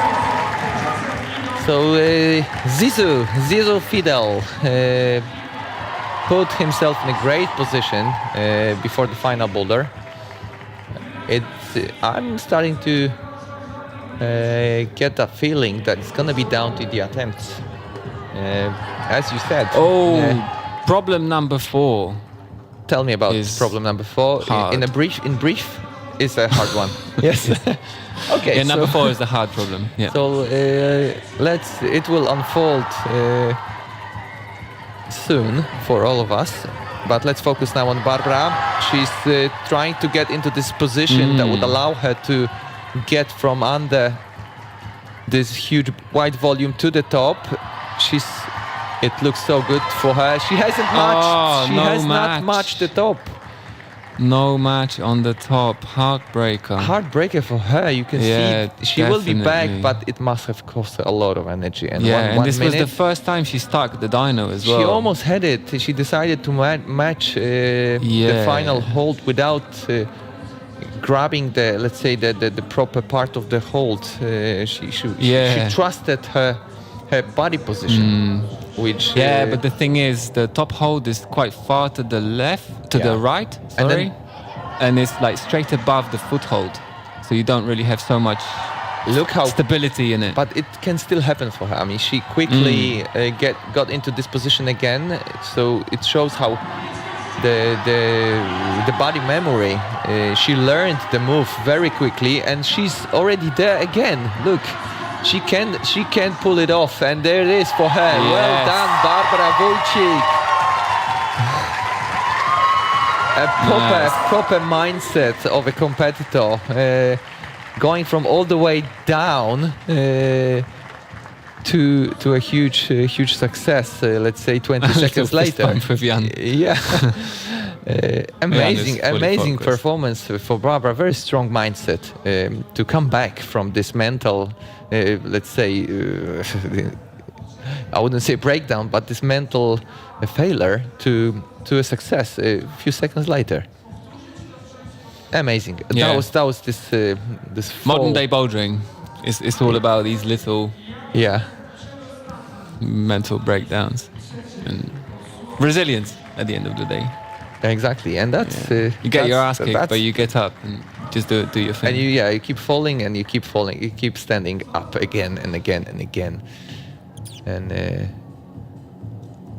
And Maja Oleksy and Jan spent 4 minutes for them. I can't wait for the provisional results after boulder number 3, because that will tell us a lot as to where we are before the final boulder. Jan slipped, his left foot slipped. It's really tricky. It may look like it's nothing when you watch someone who's this strong as these guys, but honestly, there was so little margin for error walking these volumes that. And Kuba, I will interrupt you. I must say again, and that's kudos for this triple on the women's boulder, because it clearly works, and there was amazing effort from Maja. I found it easy. Very quickly, yes, she found a way through the boulder very quickly. Because I remember this the amount of discussions about the sequence on the dynamic sequence on number 3 was huge among route setters, but it turned out really well, and it's not too far, it's not too easy, it's not too hard. It just works. It's always, it's at the end of the day, it's only you have the feeling that you can, like, you have feeling which you then set against your experience, and then based upon this you have to make a decision. But isn't at the end of the day, isn't experience that it's uncertain, but it turns out to be the right decision at the end of the day, and that's what makes great setters. That they somehow know that this is where the hold should stay, and we leave it the way it is. Yes. And we're not gonna change anymore. And you just get like an occasional epic. And you just and you watch and you hope. Yeah. and you put all your hope in the hands of the climbers that they will. I mean, they will what certainly helps a lot is knowing who you're setting for. Oh, that's definitely Knowing the names of the people that will appear in the final is half the story, honestly. You need to adjust the difficulty, right? By knowing. Yeah, and judging a little bit by how the climbers performed in previous rounds, but you also shouldn't get carried away too much. Yeah. Because, to give you an example, a lot of the climbers that we know are very strong, we watched them climb in the qualifying round, and they didn't look like they were giving it all.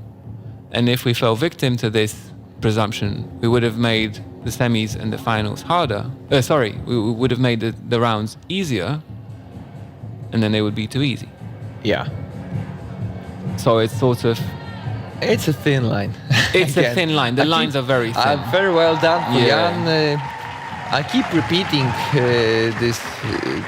this word thin line because it is. It is. You need to be spot on with the difficulty level. Half a finger of a hold positioning is a big change. Yeah. Tilt a hold by half a finger, and it's not like you move it. You change the angle. You move one edge down by half a finger, and this can make an impossible boulder a boulder that's too easy. But isn't it great about bouldering competitions that because comparing to other sports, for example, I mean, because of the fact that the boulders need to be different each time on every competition, so the number of possible outcomes is basically infinite. It makes it so interesting to watch because every comp is different. There's no sort of things on repeat, like in some sports. You get to watch better and better sports performances, but let's say that it's all about timing, for example. And here it's so complex. I mean, that's what, for me, why climbing is so interesting to watch.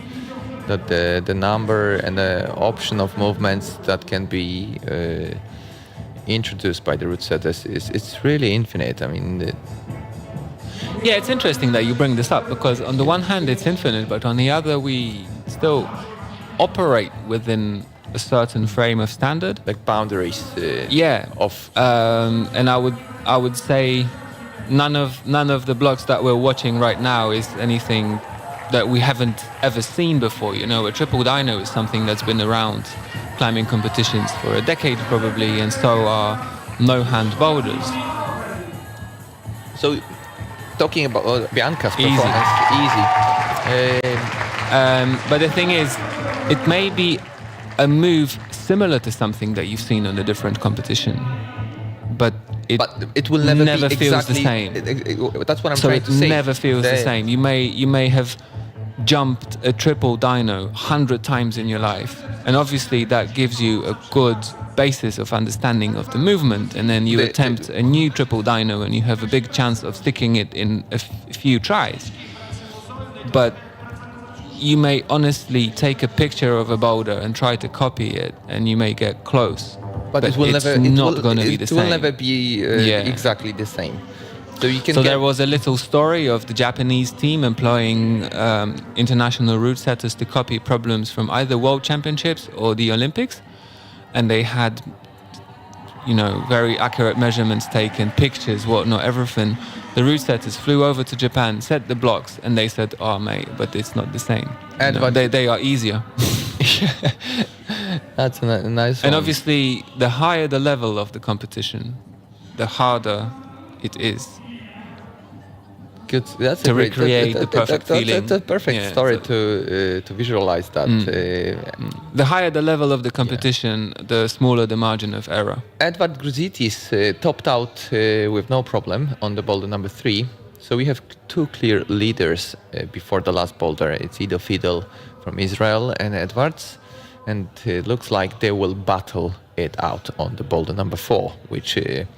according to what you said, might turn out to be the hardest. Well, it's actually funny. I would want to go back into the men's chart, but they both scored 3 tops in 15 attempts, which Really? is Was it 15 yeah, attempts? it's so random, isn't it? Like it's like throwing a dice, Yeah. and then like time and time again, Yeah. you have the same result.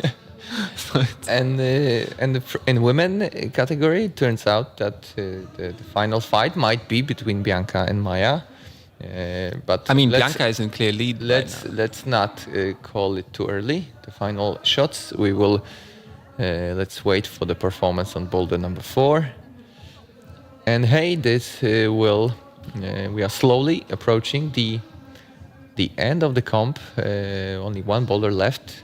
We will know the Mood Masters for 2025, third edition of the cycle of a great competition that took shoot off in 2023. We had the second round 2024, and we are now in the third round of this competition, which attracts more and more climbers from all around the world. Also professional climbers as well as amateur climbers. That's the whole big idea behind Mood Masters. It's for all the emotions that accompany the climbers, that they are meant to unite them all. So regardless of your level of climbing, whether you just started climbing a week ago or you climbed for a few years, and you just enjoy climbing as a fun movement, a hobby, you can climb next to the international pro climbers, because you just qualify for the round of qualification, and regardless of your level, you will climb together, and you will have different set of emotions. For some of the climbers, it will be more, powerful, painful emotions because they want to do well. And for some other climbers, it might be just relaxing atmosphere and satisfaction, regardless of the level of climbing. So this is the whole idea behind the event, to unite as many climbers as possible, regardless of their level. And the concept proves really well, because the ultimate judgment that can be done whether it works or not is the number of people that it attracts every year. And it's 1,200 people that took part in this event. And for me, I've been climbing on the Polish circuit for years, and this is clearly a record. I mean, none of the other comps in the past in Poland attracted so many people. So well done to the entire Mood team, and there's a lot of crowd of the people that are behind organizing this comp. So well done to them. They basically breaking and taking competition climbing in Poland on the Polish scene to a new level, something that we haven't seen before. But hey, this is the modern bouldering. I mean, it's easy accessible for more and more people. More and more gyms open up, and it's great. It's great for the sport. It's great for all involved. And here we go. We get a glimpse of boulder number 4. And now I know when you said that everything will happen on this boulder, because clearly this one might be the one that requires most of strength. And we'll see who will take the title here. Yeah, super powerful. Problem for men, and for ladies is coordination. Really odd movement. Because the ladies number 4, Flashy. it's on exactly the same spot as men's number 2. Yes. So- and it's been slightly rebuilt. So the volumes, And the movement is completely different. but the volumes stayed, right? Or the volumes Yes, were changed. the grey volumes stayed, but instead of smearing on friction, they are using proper footholds. So,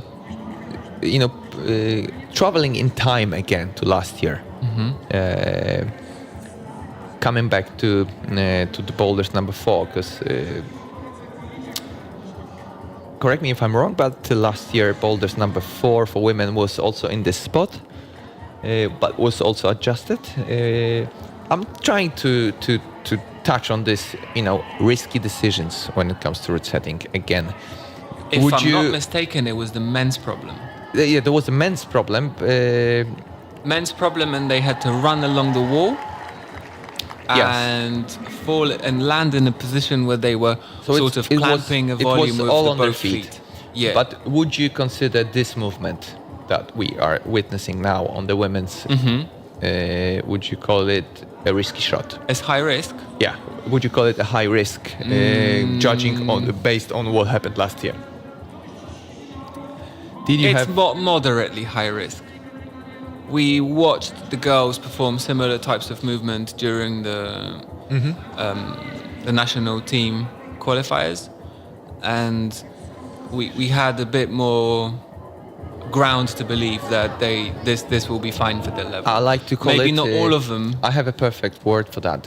We call it an educated guess. Educated guess. Yeah, absolutely. It's an educated guess. And That it's a the good difficulty example of proves this. to be the spot-on difficulty.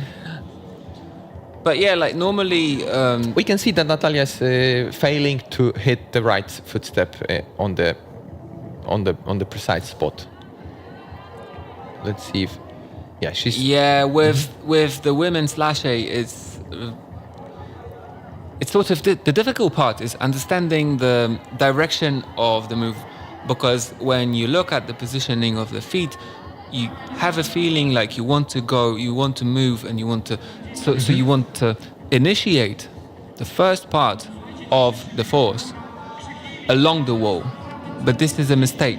You actually want to generate the force to go into the wall, and as your weight is pushing you into the volume, just lean only on the right. Then you start moving to the side. And this is something that took, like us in the team, it took us quite some time to understand. So in that sense, it is a risky decision. And since this is all educated guessing, whether the time will be enough. In 10 minutes, we may realize that the move was actually too much, and it never got any tops. But early to tell right now. So maybe it's just going to be perfect. Who knows? It might be perfect, because when you think about it, I mean, you only need one to figure it out. Yes, yeah, one top is definitely enough. That's the idea. I mean, one top would be enough to pinpoint the winner. Especially in a round where there have been already quite some tops. I mean, exactly. I mean, this is a final round that nobody can really, turn around and say, hey, we didn't see many or enough tops. I mean, we've seen plenty of tops. I mean, now it's all about whether we can get the perfect results. Because the show defends itself, I would say. I mean, it is pleasant to watch. You can see Fedir just going across. Yeah. He needs to... Oh my God. This is very interesting for Fedir. If he can do it this way, he did the American style. I'm not sure. Have you ever thought that it can be done this way? I don't think anyone... This is really good for Fedir. He's so strong. I mean, you can see... Can he get out of this position now? He can, not 100%, but oh my God, the way... Not before I saw it.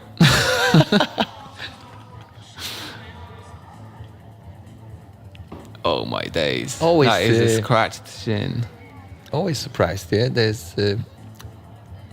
but funny enough, he looked in control all the way up. Yeah. It's not like he pulled off something, impossible. He just controlled every single movement. In case you haven't noticed, the guy is a beast. He is. he's a very good climber. Yeah, I mean, there's definitely... It's got some gas in the tank still, so we will see another good effort. He's just about to kick off for another attempt. Yeah, I think Maya bust her shin. So he's probably gonna go again this way. Yeah, definitely. Is he? Yes, he's doing exactly the same thing because that's his way. That is. He got tangled up. Yes. Yeah. The arm only twists one way. Or can Something only happened twist as to much. Maya. She bust her shin on the volume. Oh, so the judge, missed the foothold. the judges probably told her to take it off because you're forbidden to climb if you're bleeding. Yeah, these are the usual competition rules. That if you're bleeding, you should not climb. So you have to cover the wound. Oh, she's so close to sticking. I just really hope she has enough time to at least get the zone, man. Yeah, you can see the hip flexibility helps her. I mean, she's going really close to the wall, and she's that is almost so to close. death. Fedir's again doing the same thing. That looks really, really well for him. Can he do again this movement? He just need to get into this hold and just compose and compression move. Release the right foot. Come on, Fedir. You can do it. You can do it. Yes. Will we see the top? Because that would I think twist. so, man. That would twist the results a little bit. Because it's not an easy problem at No. all. Can he do it? No. Oh, mate. What a shame. This was so close for him. And He so was deserved. I Maya. mean, he deserved that top for what he showed us on this boulder. That would be so good if he topped it out. But hey, 30 seconds to go. I mean, if he can pull that sequence once again, going for it. I'll be amazed. All I right, mean, 26 seconds is... that would be really Short something time. if he could. But you know, he did it twice, but it costs energy. I mean, it must cost energy. But it's for him. It's almost like he learned that sequence. Look, he just. This is look. He will have another chance. No. Yeah, these competitors, they learn Fedir very quickly. Samoilov from Ukraine. Really well done. I mean, put on a great show. So he definitely satisfied some of the spectators' expectations. This was great to watch.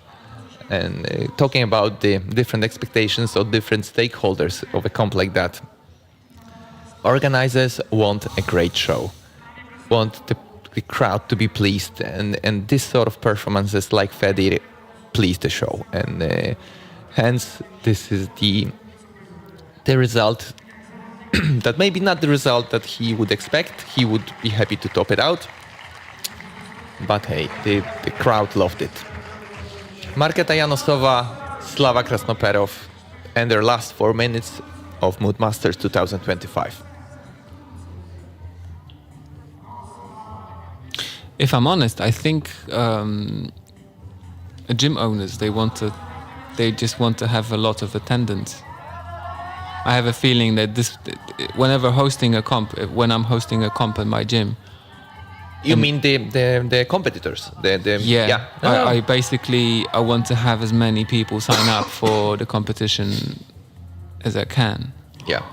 And then as a chief route setter, I think my prime goal is to have a good show.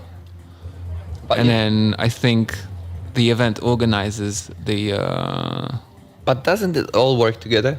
I mean, you would love to. I mean, it can all be achieved. All of those goals. A perfect comp would have it all. You know, number of competitors, 1,200, almost 1,200, hitting 1,200. This is like record. Great finals. yes, great to a boulders. certain extent, we just have to bear in mind that high-level competitions usually aren't the most attended ones. I mean, this is in a sense, this is an exception because it's a high-level competition with big finals, and yet there are 1,200 people signing up. But if you only had a competition with high-end level athletes and super hard boulders, I don't think you would. You would have so many competitors. Yeah. Yeah. I don't think you would exceed 400 people. But isn't it the? So these are the first dishes. Oh, look, there goes the lashe. Isn't the sort of key to success of this comp, because it's so open and it's not really limiting itself to the pro climbers, but actually it's open to all the relaxed climbers and the more amateur climbers. Then the approach of you know, all-round climbers is so positive for this comp, because they don't have this feeling that they're being left out, or the qualis is only for the hard boulder, hard climbers. Yeah, definitely. But they get so much climbing offered to them as well that their expectations are fully catered. You know, they leave the building I would super like to happy draw and your satisfied. attention, if you get a chance, to the beautiful Marketa Janosova. left foot turn. So when she initiated the movement and she was standing up on her left foot on the little jib on the volume, the feet, the left heel was outside, and then she knew she has to transfer the weight in the left foot This is the remarkable and move progress. the heel to the inside, and then the hip position changes. And these little things are utmost crucial. Marketa Janosova showing some magic here on the slab on the boulder number 4. Maybe we'll get another chance to watch this. So as she stands up, the foot is tilted to the left. As she is up, she moves the foot. Slava's trying to release, and he decided to finish. It's early to say, but he's looking at his fingers. The fact that he's finishing, he may not want to. For some reason, he decided to give up because, remember I mentioned on the boulder number 3, his face showed some grime. Perhaps maybe he hurt his finger a little bit. He decided not to try anymore. We will see if his score in a moment. But this is it for Slava. Well done to Slava. And well sorry done for to Marketa. Marketa. And Though really good effort for Marketa. She was the first person to stick the lache, and she was working up. The zone she got on the number 4, that will definitely improve her score. But let's wait. We're almost there. There's a few climbers left. In a moment, we'll see Barbara Wójcik and Ido Zizou Fidel from Israel. So in a perfect world, we only have one men's top on number 4. I mean, I can already say, if Ido tops out number 4, that would he would win the comp basically. Let's see if Ido can pull it off. But this boulder seems to be his style. You can see the way he moves. This is the sort of this was confident. He was very confident, bordering on on the moment, arrogant. Maybe that was slightly too confident. Yeah, he decided that was too much. He decided to of campus that this move. And we did try campusing the slopers, and it's at least 35-degree overhang, so the holds are. But is poor. it doable? Is it doable? Probably. Maybe for a Japanese team climber. Yeah, Kokoro Fuji was famous for great slopey campusing skills. Maybe he would, but let's not underestimate Ido. Let's not underestimate. Give him for sure. Some trust in Ido. And he Basia can pull it sticks the off. lache Basia, second go, third go, very quickly. Very quickly. And sorry guys, we're just busy chatting, and sometimes an attempt or two they just slip our attention. The action is happening in front of our eyes. But luckily we have all the fantastic technology to rely on. We can in terms of count on repeats the numbers. as well. Okay, well, Ido, the time is he doesn't seem to will to use his feet. 2 minutes 20 seconds. Basia, well done. Yeah. This movement is a complex one, but it doesn't look like that to her. She easily tackled this sequence. I honestly can't stretch enough how important the left foot placement is in reaching that foothold. Yes. If the foot is somewhat tilted, like if the toes are tilted to the inside and the heel is outside, you don't have any reach inside your hip. And that way, applying any force onto the thumb press and reaching the right foothold, it will not work. Just amazing. Gets really hard. Yeah. And then what you can do is, you see, this is instinctive, and she twists the foot. Ido, come on. He will try to use his feet a little bit now. He lost maybe the heel. reason he's not using his feet is because he just can't use them. Let's not jinx it. Yeah, so comparing it's still possible for him. Barbara, again, she clearly learned this move.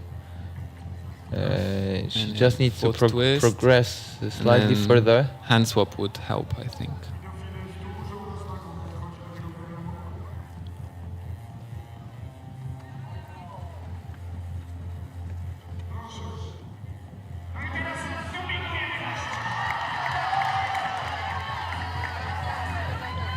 Come on, guys. 40 seconds. 40 seconds. It looks well for Ido. Can he somehow keep the feet? Because it's all about keeping the feet. There we go. Maybe he is a little bit too large for the box. He will try again. He looks like no, his body is just too big. 20 seconds. Well, he decided to call it a day. I think so. I think he decided to call it a day. 15 seconds. Yeah. Thank you very much, Zizou Fidel from Israel. All he can do now is to wait for the other climbers to finish. And same for Barbara. Okay, Barbara so currently 2 more to go. Currently second. There's only 2 more couples of climbers. Yeah, 2 more to go and no tops as far. But that was the idea, right? I mean, you would ideally want just a single top. It can yes. still be done, so Yes. we can still have this perfect sort of route cities outcome. Maya Alexei and Jan Svent, It's still in the open. is that gonna be their moment to sort of shine on the last boulder of we can only hope for the Moodmasters best. 25? It's a shame because Ido looked really composed and sort of. I'm still mostly impressed by what Fedir did and the way he controlled this sequence. But let's look at what Jan's gonna come up with, because we've seen remarkable Maya's stuff. Skill. Maya's slab and coordination. amazingly got spot on the foot placement. And the same here. This foot is a tiny foothold, guys. It's you may a not bad foothold, you may yeah. not see it, but this is like really tiny. So she needs to go across now, holding and then so what we're seeing is the route setter's intended method. In case it you were looks like that. wondering, It looks like that. Yes, And, you have the right hand crimp. You undercross with your feet, and then you take off the right foot. and you off still the need to hold, hit that right foot step generate in a order bit to of a stop the pogo momentum. move, and Yeah. then you hit the hand hold and the foot hold all in one motion. I would say it's a really technical and precise boulder. Yeah, very much so. It's very Because complex. You are required to do sort of semi-dynamic movements, but you have all the way and everything is on the wall to also stop that movement. Yeah, but this would from be a very happening. good example of a movement requiring commitment. Yeah. Yeah, so it's not a jump. Commitment, once you but commit into look this at this move, movement. You need to grab the you hold, and aren't- this is executed perfectly. Maya, Alexei, Beautiful. beautiful. That is so cool. This Second is, go if this I'm, is if I'm amazing, correct. and you can see how complex that boulder is. How many things, and this is now for Jan looking really well. Can he release the feet? Can he release? No, not this attempt. Next one maybe. A bit too much force. But for Maya, I'm not sure if it's too early to say, but she may have secured the win Well, with that's that top. certainly a meaningful top for her. But let's wait for Bianca. Let's wait for Bianca. She will come out last, but that definitely puts Maya in a really good position for the overall score. But I would not take that risk of calling the final results. Let's leave it to the judges to publish once the competition is over. I'll take this moment. Jan is resting to mention again the sponsors of the entire event: Black Diamond, T-Wall, Browar, Trzech Kumpli, companies like Tree Camp, One Lemon, Agrest, Heartbeat, Mano, Varapo, Szkoła Komedii, Miejsce Komedii, Oshi Drinks, White Oak, Oatly, and the media partners as well. Wspinanie.pl, the biggest climbing portal online, and Radio Cracow. This is close for Jan. 35 seconds left. Can he pull it off a very last minute? I don't know. Let's hope he can. And he's just about to shoot off for his last ride of boulder number 4 in Mood Masters 25. Jan, prove us all, come on. What you did in qualies and semis was extraordinary. Is that going to be enough for a good effort in the final? We'll know in 4 minutes after Bianca Janecka and Edward Gruzitis, the finalists of Mood Masters 2025. And this is the replay of great effort for Maja Oleksy on boulder number 4 and a top on a really tricky technical slab dynamic movements. You can see it worked perfectly. All the footsteps and the top and the match.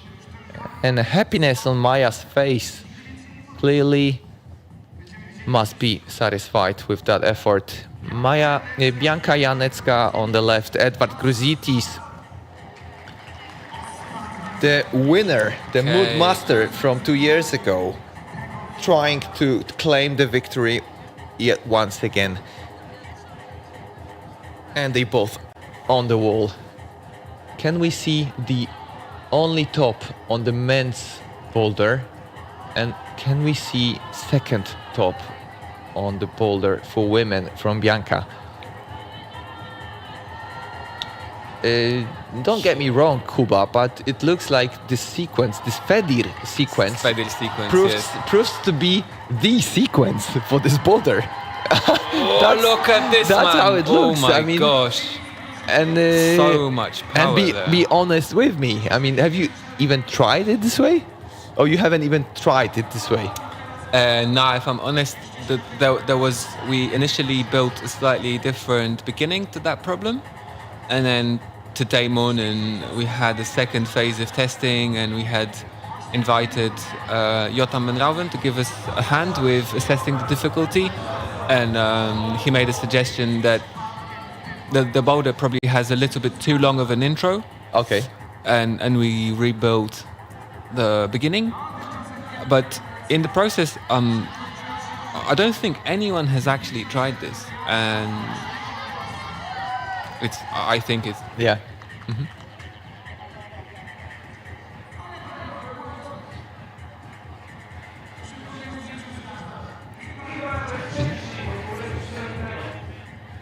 So it's definitely the smoothest transition. But in the setting world, the 2-finger pocket is something that usually forces a similar type of movement. It's hardly ever you would force a climber to swap your hands on the 2-finger pocket. So I think a lot of these climbers who have experience with international competitions, when they see that hold, they read it as an introduction to twist the body, as a twist movement. Yes. Yeah. Mm-hmm. Cool. That's actually quite cool when you think about it. It's a little language you could translate into specific movements, and then if you know the meaning of the language, then you read the sequence and you're like, oh, okay, I'm expected to, just to lock off and turn 180 in this spot, not like keep on swapping hands. Yeah, I promise you, this will be the last time I will come back to last year. But it looks like, guys, and I'm talking to the entire route setting team, that you did the homework. I mean, it looks like it's a really great set of boulders this year. And we've seen it all. We've seen the tops, we've seen the crazy movements, really interesting movements on the wall. That was really pleasant to watch. Can we, Edwards, just deliver once more? We would all want this. We would all want that final top on the boulder number 4. Can he do that? Well, in the name of the setting team, I thank you for your compliment. Yeah, I mean, it's really well done. The job pretty well done, and that's kudos to Aleksander Romanowski, the chief setter, and his entire team. I know the great responsibility that lies with the chief setter, and the sort of shots he calls. At the end of the day, he accepts all the boulders and he decides what stays on the wall, and he takes that ultimate responsibility whether they will work out or not. Come on, Edwards, come on, you can do it. You can do it. This is 5 seconds. Come on, Edwards, go for it. No. This is unbelievable. Oh my gosh, We he were- was so close. We were like seconds away from a perfect Literally, outcome half a second. for a competition. But look, he looks like Edward Yeah. still secures the Okay. win by the attempt to the zone. You know, based on the results, assuming they So are many correct. tries. Assuming they are correct, it will be the attempt that will decide the winner. And for Maya and Bianca, despite lack of the top, something is wrong here, is it? No. Bianca actually is the winner. Yes, Maya well, didn't get a zone she- on block numbers 2. exactly, and so Yeah, on the powerful block. So regardless of the top on the boulder number 4, She's still second place. Still second place, and it's Maya, it's Bianca Janecka, who's becoming the Mood Mood Master. Master 2025 for this year. So well done to Bianca. Obviously, those results will be confirmed by the judges. And now you will see the results. So bear with us, watch the replays, and we'll be back in a moment with you.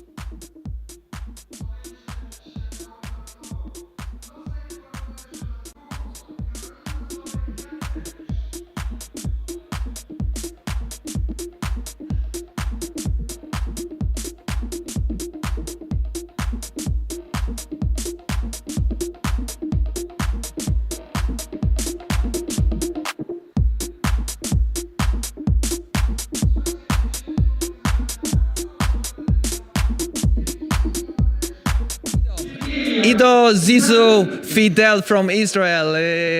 You just finished the competition. How do you feel? It was amazing. It was a great final, and I enjoyed it a lot.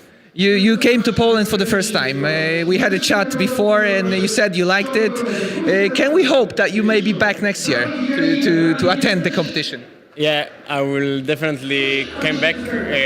I think I will try to take the title next time. Did you like the sort of difficulty of the final? Did you find it surprising at all comparing to the earlier rounds? The what?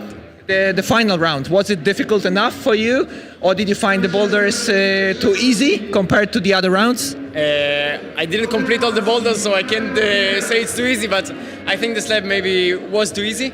But I find it hard on the coordination, which I don't really do that often. But I think the boulders were really fun and I enjoyed it. Ido Zizou Fidel, he came second in this year's competition. Very close, just behind Edward Gruzitis by 2 attempts to the zone. But what happened on the last boulder? Yes. What happened to on the last boulder? I mean, did you feel like it can be done, because that would secure you the win if you did that? Yeah, we thought like together that the better was like going to campus to the zone, Yeah. and then go to the underclink with the left hand and left foot. But I like touched the zone and discovered it's horrible. Yeah. And then I tried to cheat it, and I figured out it was quite okay to cheat it, but I had like 1 minute left, and I slipped a couple of times. But I think I could. But well, anyways, well done. I mean, we enjoyed watching you. We are happy that you came over to Poland, because everyone from the international circuit, it helps us. We want to come out. We want more climbers to come over, and definitely you guys coming in, you lift the level of the competition. and make sure try to come back next year. We would want rest of your team as well, and you're more than welcome. Feel welcome, feel good when you come to Poland next time as well. Thank you. Thank you very much. It's really warmed my heart, like to hear you want me to come back. And well done again. Second place, Mood Master 2025. Ido Zizo Fidel. Thank you.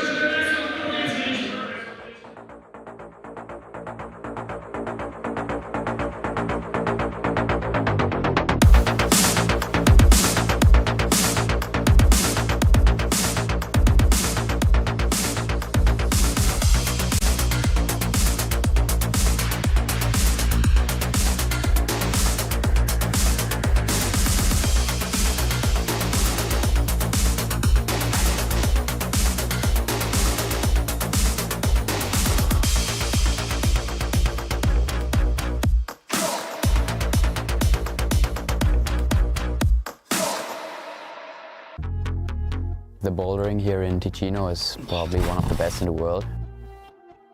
You drive through the Gotthard Tunnel and you're in a different world somehow.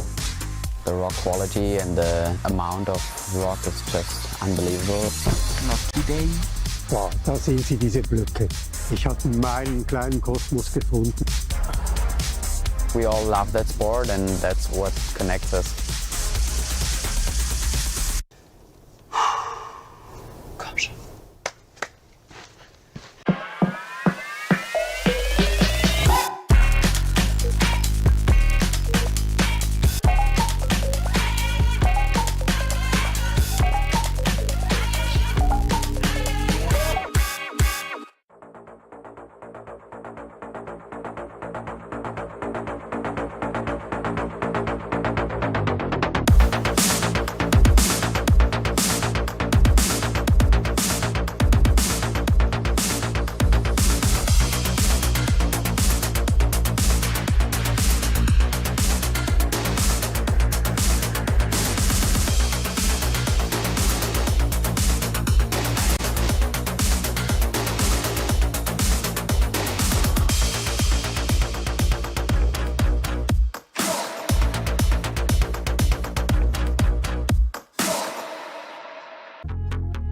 The bouldering here in Ticino is probably one of the best in the world.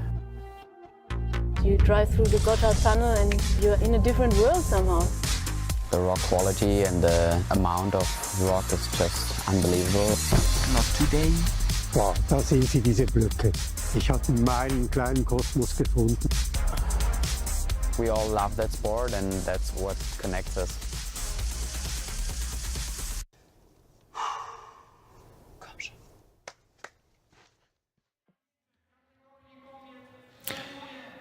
Guys, thank you for staying this short moment with us. We are just about to hand out the prizes for this year's event, Mood Masters 2025. And I think we will see all the climbers. So sixth place in the women's category, Natalia Bernat, UKA Warszawa. Fifth place, Marketa Janosowa, Czech Republic. From Brno, representing Club Bani Karwina. Fourth place, Maja Ciesielska, KW Trójmiasto. And we're moving to the podium, top three. Third place of Mood Masters 2025 goes to Barbara Wójcik.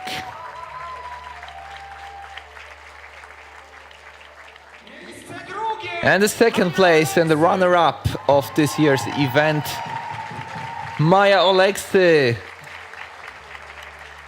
Bouldering Laboratory Tarnów. And the winner and the Mood Master in the women's category for 2025, Bianka Janecka, KW Częstochowa. Crocs team. Most popular footwear is Friendly hugs with all the other competitors. amazing prizes. Well, someone just got rich. Well done for Bianca. Great effort. That came the final boulder. It was very close between Maya and Bianca. Small differences. It is Bianca this year that takes the title. And there was a short moment for the photographers, for the media, and we will kick off with the men. The 6th place in the men's category. If I heard right, was it Fedir? We'll know in a moment. Fedir Samoilov, exactly. Fedir Samoilov, 6th place.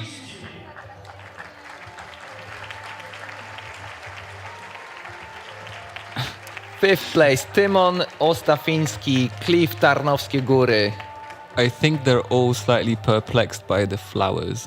I think they weren't expecting the flowers. An average climber is not a person that receives a bouquet of flowers every other day. And they're like, what is this? I reckon some women will receive flowers tonight. Fourth place, Jan Spent, UK Warszawa, 4th place in Mood Masters 2025. Kisses. Yeah, but this really shows nicely what climbing is about. Yeah, they are competing against each other, but at the end of the day, once the competition is finished, they're all friends. I mean, let's be honest. Friendly. They all know each other. Third place this year, Slava Krasnoperov. 3rd place.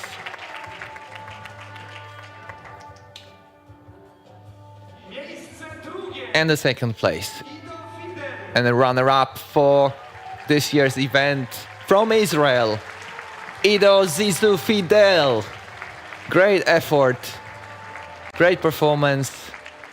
It again was very close on the last boulder, but in the end, it is him. It is the veteran. It is the defending title from 2023, 4th place last year, 2024. And the winner again in 2025, the one we know all, it's Edvard Gruzitis from Latvia. Well done. Falkors. This is the club he's representing, 21 years old, Mood Master 2025. Whoa. And hey, we are left only with we want to thank all of you who watched, all the spectators online, all the spectators in the venue, all the sponsors, all the people involved in the competition, and last but not least, all the route setters. And I will keep saying that these are the hidden heroes of comps like this. If it wasn't for the route setters, if it wasn't for the right shots they call, we would not witness events like that. And I would like to still thank all the people that haven't been brought up in this context, but there is a whole bunch of people who take your let you participate in this, and they help us happen. They help us make this happen. And yes, this goes from the people who clean the holes, who wash them, who manage everything. Exactly. It's a huge undertaking. People on reception, people that make sure that everyone is safe, and everyone has had a hard time making it happen. The organizers, amount of work to be done in order to organize an event like that, make sure the sponsors are present, and this is, we could count and we wouldn't mention everyone. So I completely agree what you said. Cheers for all the people who are behind the scenes. Yeah, And, cheers for all the behind the scenes people. Exactly. Let's keep it this way. Let's finish with that. And we would like to say goodbye. Grzegorz, Karolak, commenting you live together with Kuba, Jurek. Dziękujemy Thank you very much.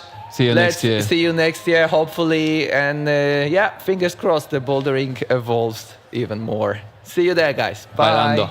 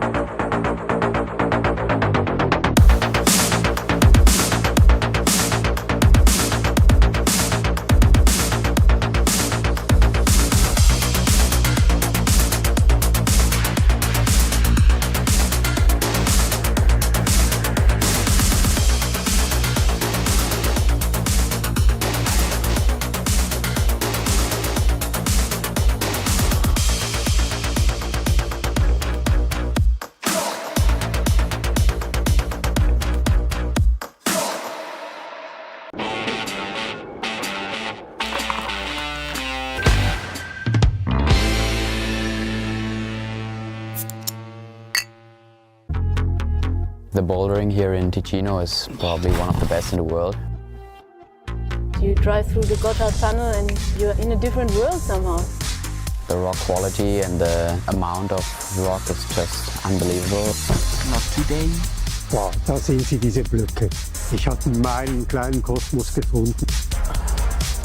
We all love that sport and that's what connects us.